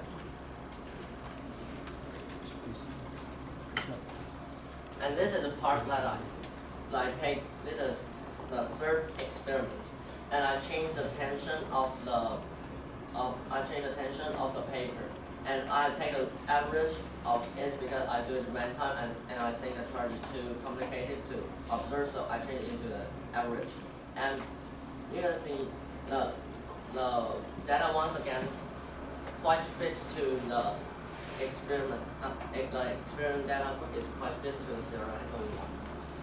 And the conclusion is the lower frequency of the sounds mainly come from the paper vibrating because when the paper is not vibrating, we can barely have the lower voice of the background noise is not as much as the paper vibrating when paper vibrating is happening. And the frequency of the lower sound is related to the two-wave formula, and the two-wave formula can explain it.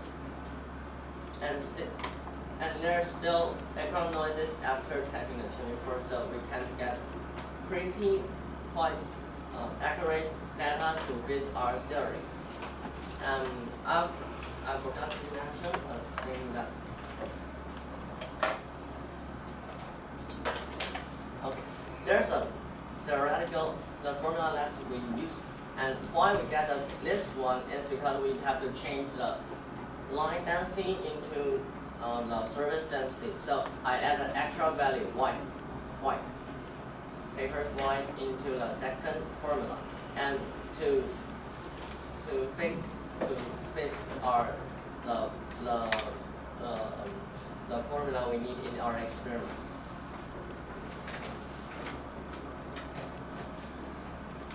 And that's my first for the questions. Problem 3. Thank you for this. Okay, so for the question. So here's some question for mine. First question, why use the button of the turning fork to keep the paper? Because it's hard for us to use the top of the tuning fork to get a paper because the tuning fork, if we use the top of the tuning fork to get the paper, the tuning fork will stop very quickly. The time of it will not lasting for too long. Okay, so what's the fundamental frequency of the tuning fork? Have you mentioned that? It is 512 hertz. So the turning fork, when you hit it, it vibrates. Do you think the most vibrating part is on the bottom or on top? I think it's on the top. But why you use the bottom? Because if I use the bottom to touch the paper, the energy loss of the tuning fork will not be so big. So the time of the experiment can last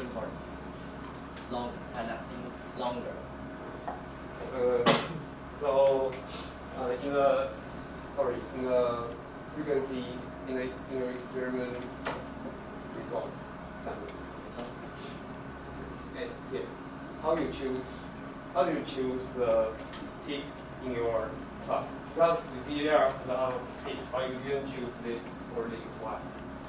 Because we just mentioned about the papers, the frequency of the paper produced, the sound of frequency the paper produced, but we didn't investigate the collision between paper and the with the tuning fork. So I think maybe it is produced by the collision between them, but we didn't. So how you choose the? Yes, that we need. So opponent, you have 3 minutes.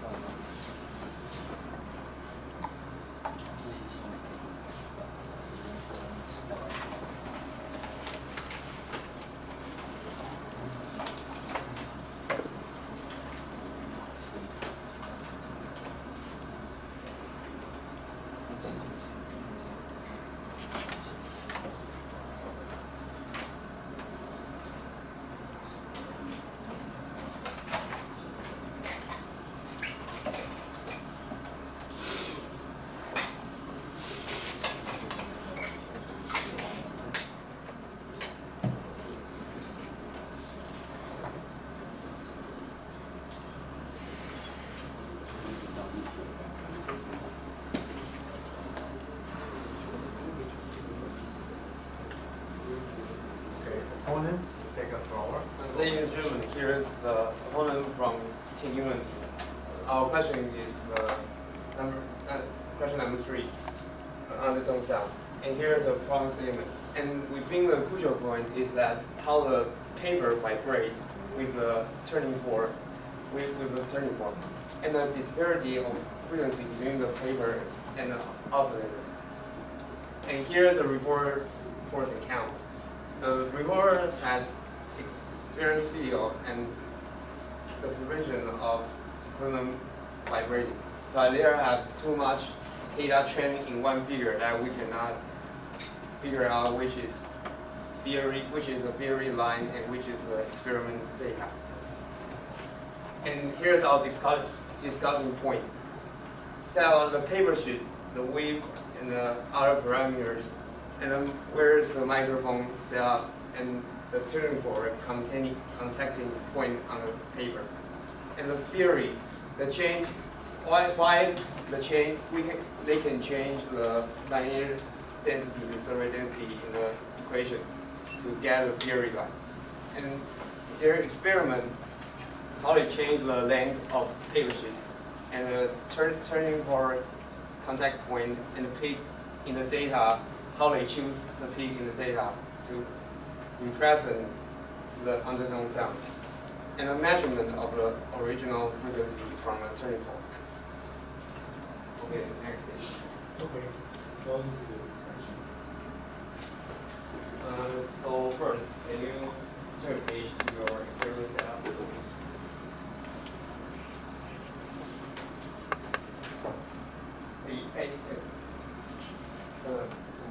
Yeah.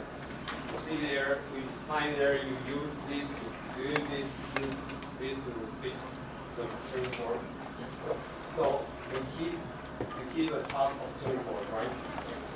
But doesn't this fix won't affect the frequency of the vibrating fork? I don't think it will affect a lot, because if we not use this equipment to fix a tuning fork, if we use other things to, like our hand to fix a tuning fork, when we tapping on the tuning fork, the frequency of it won't change. Okay. And in this picture, you say you use string force to pull the paper, right? Yeah. Did you make sure that it's horizontally? Horizontally. No, you mean that? Make sure, yes or no, horizontally. Is it? Yes. I'm not saying it is very important, because the way, the direction we pull the paper, it have nothing to do with the tension of the. I think it not quite do something. Okay. So please turn to your theory page about how you count the theory equation.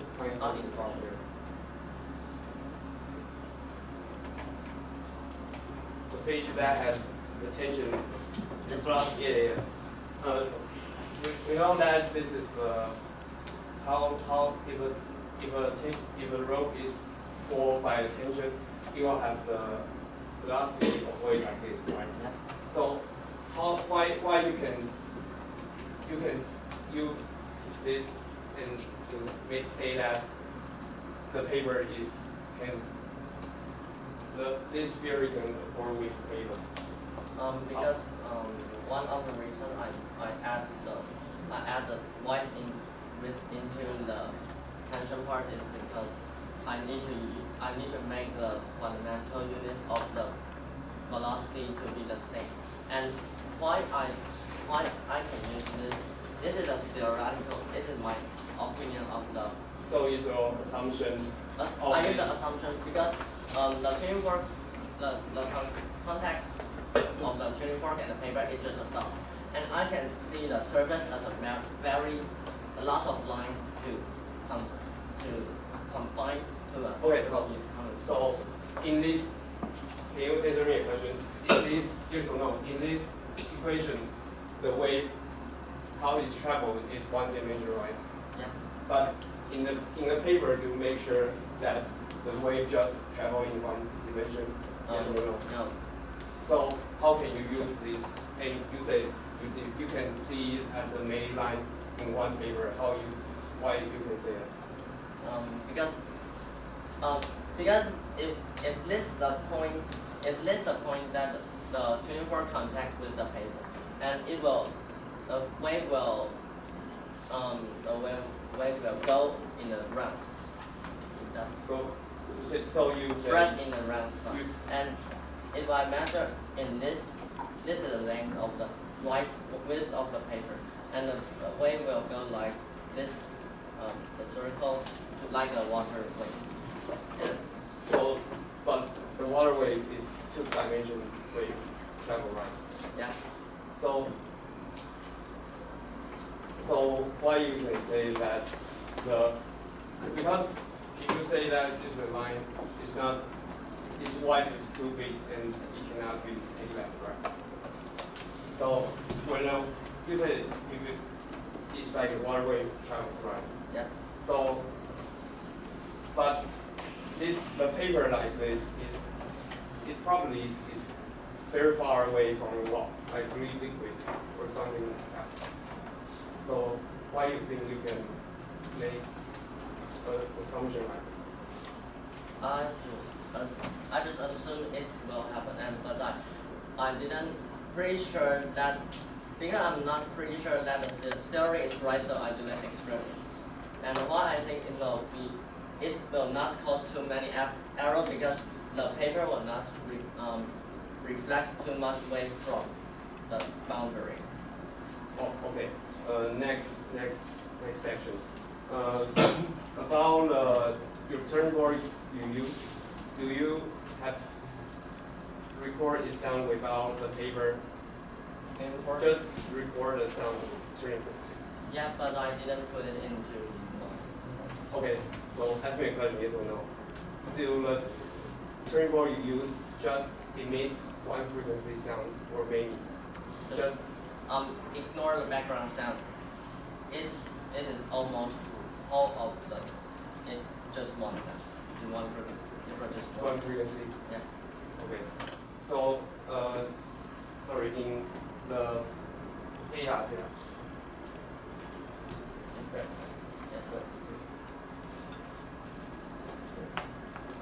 Just one more. So line. Can you explain the line here, which is the theory line? Oh no. This three is the predicted frequency that I think the peak of the data line will be the highest. Can I ask a question on how you get the predicted frequency? Oh, because from our theory,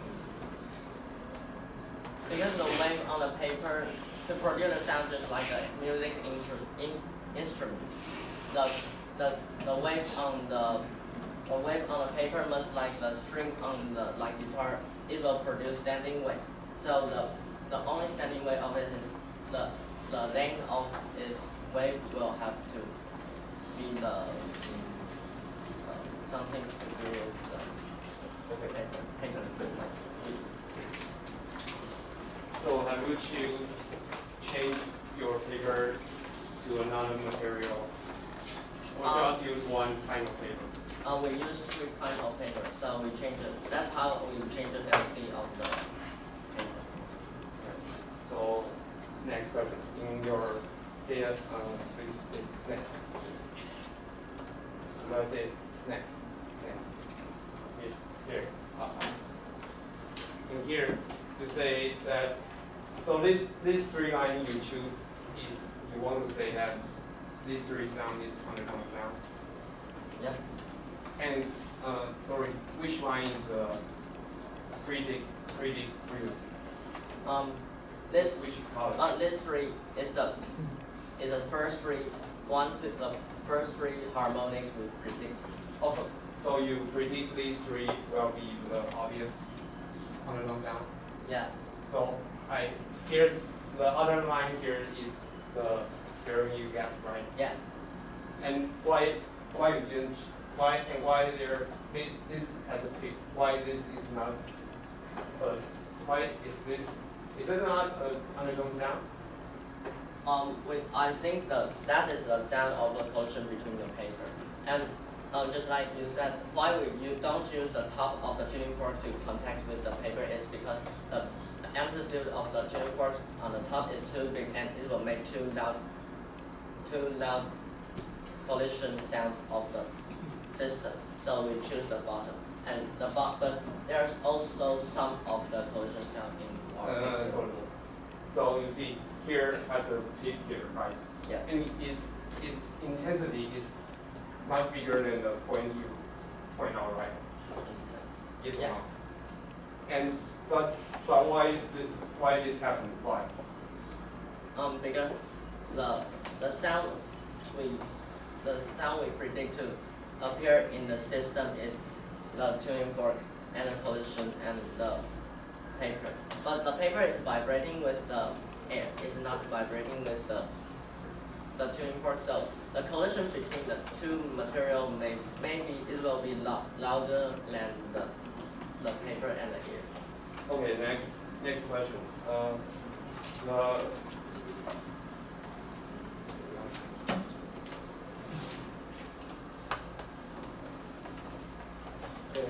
In the graph, the environmental sound noise.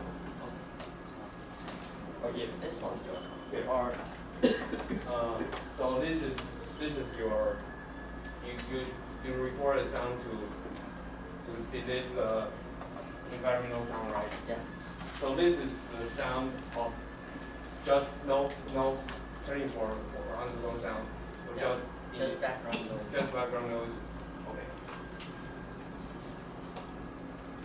And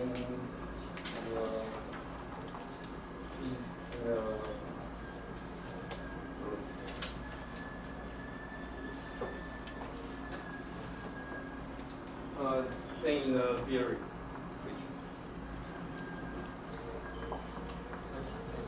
The theory. This one or this one?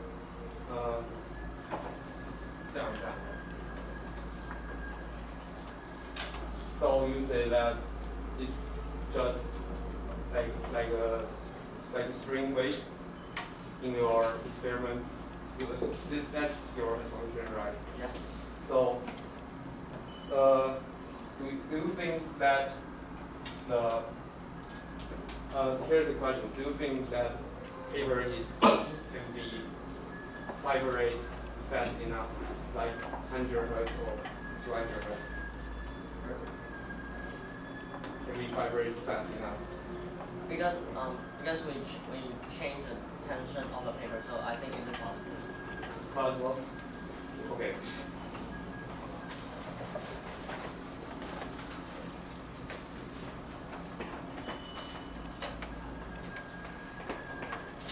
So how do we change in the experiment, please? You say you change the weight and you change the paper weight, right? Yeah. So You mean this? This one? yes. So that's the weight. The L means weight, right? And L, big L means oh, you say what this means?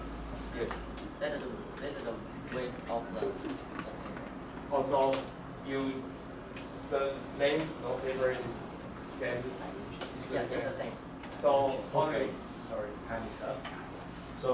opponent, your conclusion remarks.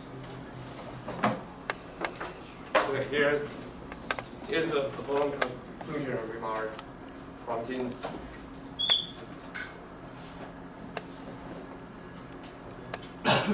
From Jin Unity. And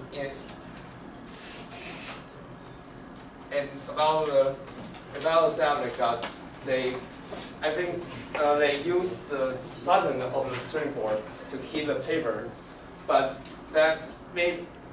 most vibrating part of the turning board we think is the top of the turning board. So, and they also fix it on the middle. So we keep the fork on the top. We don't know if that vibrate can travel to the paper. And the paper doesn't seem as a role to analyze. That's where, and in an experiment, they think there are a peak in the lower sound, but they didn't pick it out to say why. Thanks. So your question to reporter and support. Okay, so I'm the reviewer from TYPT, and thanks for your discussion. And I have a few quick questions. First of all, could you quickly and concisely describe your theory on why an undertone is produced? Describe why an undertone is produced. And to the opponent, do you think that their comparison of a piece of paper to a string is alright? So you want me to explain how the undertone is found? Is it caused? Okay, I'll clarify. Is it caused by standing waves on the paper? Yeah. Okay, thanks. Do you think that this would be a good assumption that a piece of paper could be compared to a string or rope? No. Okay. Next, did you do any experiments to make sure that your hypothesis was correct? For example, using a high-speed camera on a piece of paper to check for waves? No. Do you think that this step would be necessary? Yes. And what other experiments other than the high-speed camera do you think could clarify or make sure that there is correct or wrong? I think there might have to reform the vibrate of paper to make sure that just have one vibrating. Fair point. So next, I would like to ask if there is a change of frequency over time, as the fork is always going to get slightly damp, despite the fact that you turned it around you can contact it on the other side. But I would like to ask if there will be a change in frequency over time, and to the opponent too, do you expect that there will be a change in frequency over time as the fork is damped? I mean, if the paper frequency will change. Yes, would the paper's frequency change if the fork is starting to damp? In our result, the paper frequency didn't change it, but the loudness of this will change.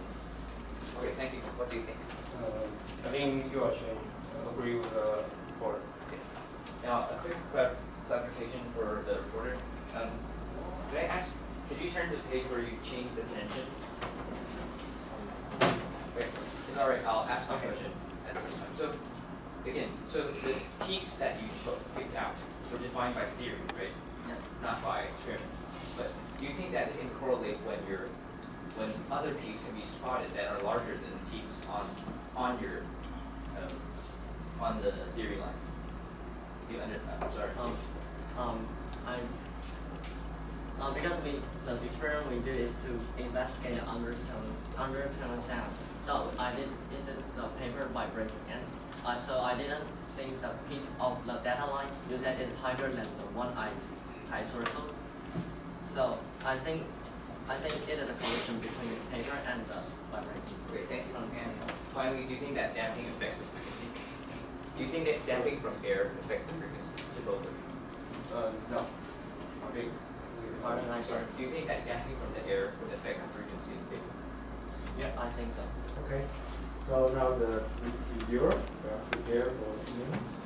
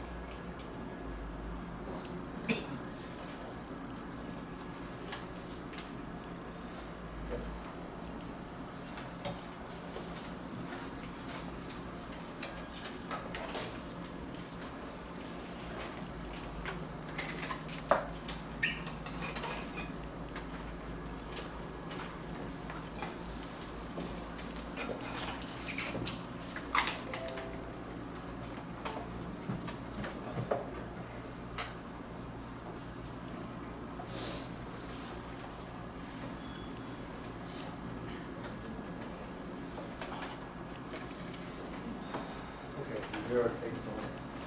Okay, so good morning to the jury and to our fellow contestants. I'm the reviewer from Team Hepta, and I'm here to review on problem number 3, undertone sound. So let's take a quick look at the problem statement once more. The main focus here is what the mechanism that leads to the occurrence of the lower frequency sound is, and how different parameters would affect the frequency of the resulting sound. Let's take a quick look at what the reporter said in his report. So in the first part, which is observation, they gave us the problem statement, an experiment video, and they gave a clear video. However, I'd like to say that, well, maybe page marks would make it clearer and easier to communicate.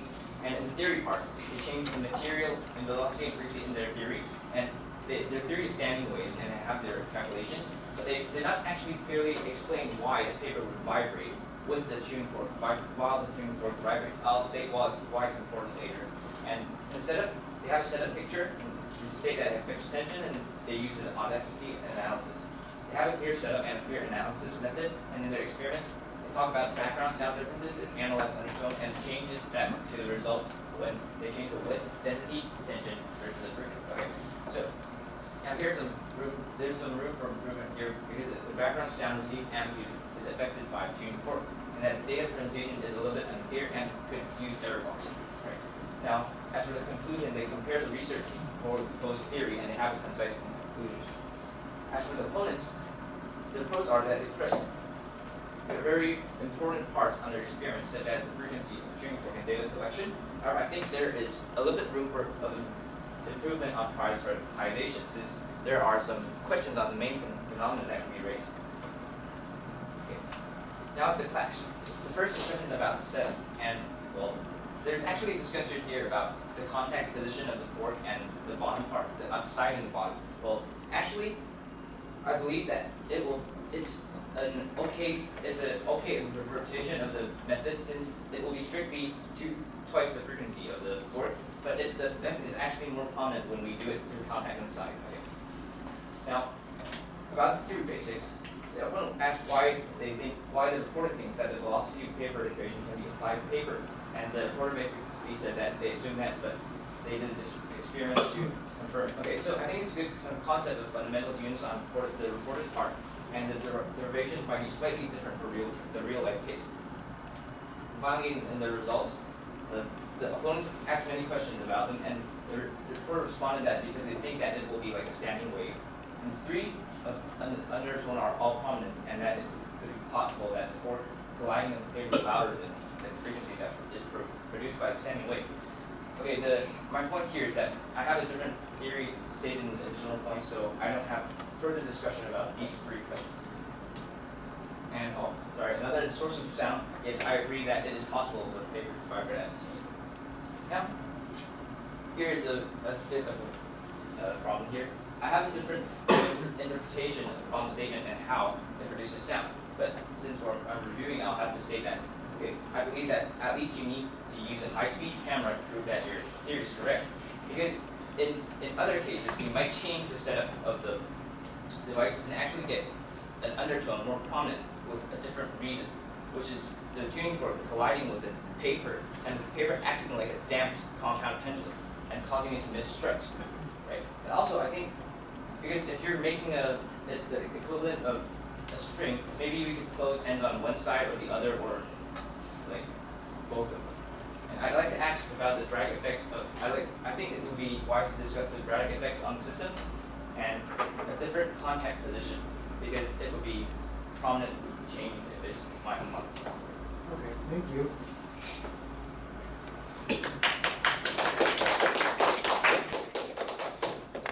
Okay, is there a question from jury? Oh, sorry. 1 minute. Conclusion from the report. How is this one part work of the tuning fork to the paper is because we want the vibrating to lessen for variability. And the fixing part of the external effect of frequency of the tuning fork. In a way, velocity is one thing. But in this situation, because our tension is along the y-axis, so the length axis won't have a lot of tension, so the speed of the wave might not transfer pretty well on the length axis.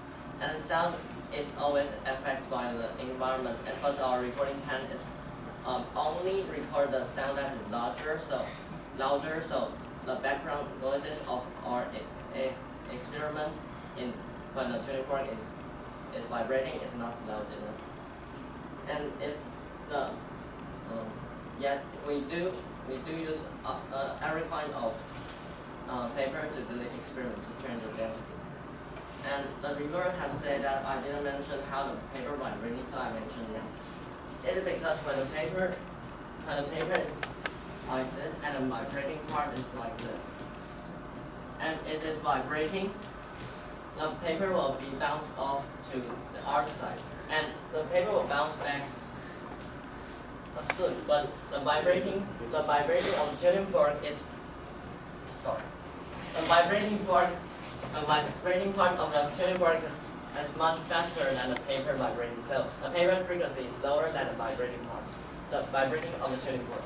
And that's my remark. That's my conclusion of our report. And thanks for opponent and reviewers.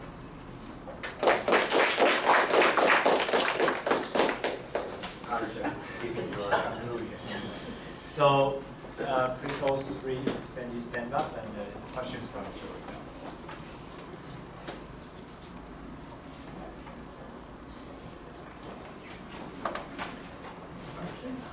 A question for the opponent review.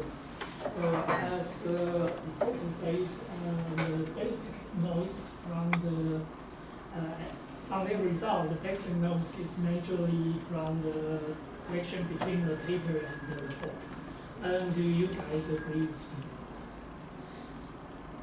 Could you restate the last part? Is the question What you mean is about is that I mean, the he fork said in the paper? he said the major noisy results by he will see is because the connection between the fork and the paper, right?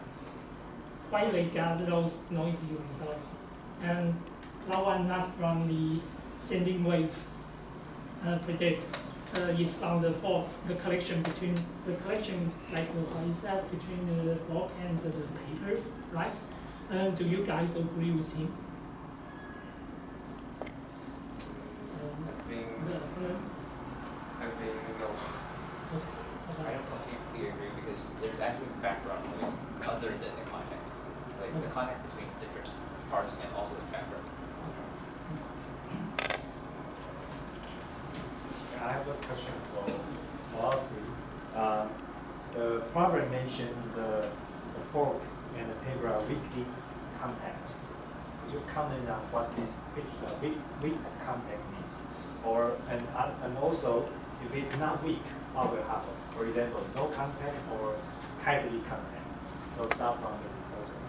I think if the contact is not weak, when the fork contact to the paper, the vibrating will be quickly reduced, and so we are hard to find the relationship between them. And How about if it's tightly contact? if the fork does strongly affect the tension of the paper, I think that the part means slightly contact. And the opponents? Within the weak contact is we use the fork, we keep the fork and just put it close to the paper. We fix and doesn't too tight on the paper, or you will have the space to vibrate the paper, or won't have the space to vibrate, and you won't have the undertone sound. That's our point. So if you are tightly contact, say there's no undertone sound. Yes. What will happen to the paper? What happens to the paper? The paper just don't have, because it fixed and it tied to the paper, so you can just hear the sound from the tuning fork.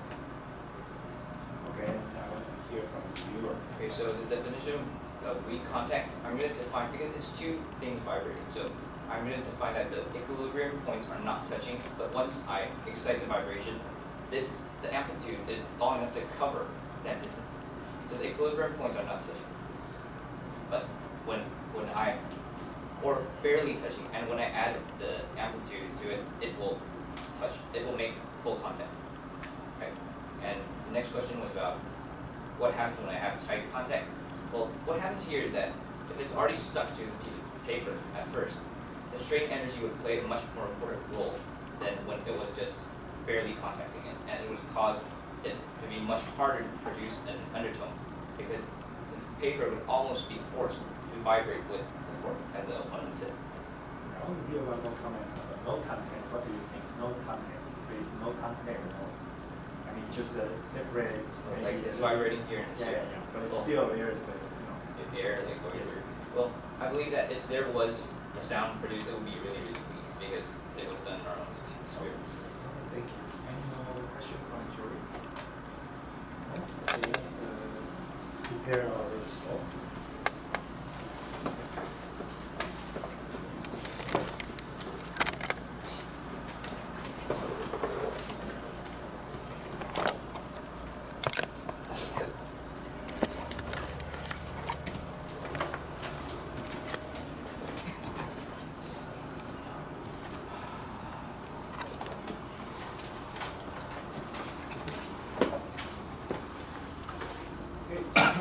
Score already. So let's see the score for the reporter. 5, 6, 7, 6, 4.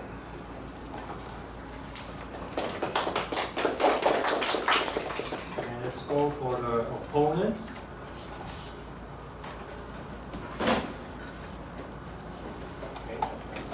6, 6, 7, 7, 6.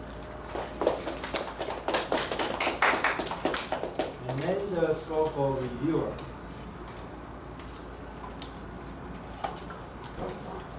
8, 7, 9, 8, 9. Thank you, jury. Thank you for all the morning section, and any more comment from jury? You can comment on the way they present. So student, you are free to consult with jury if you catch them and during the break. Okay, thanks everyone.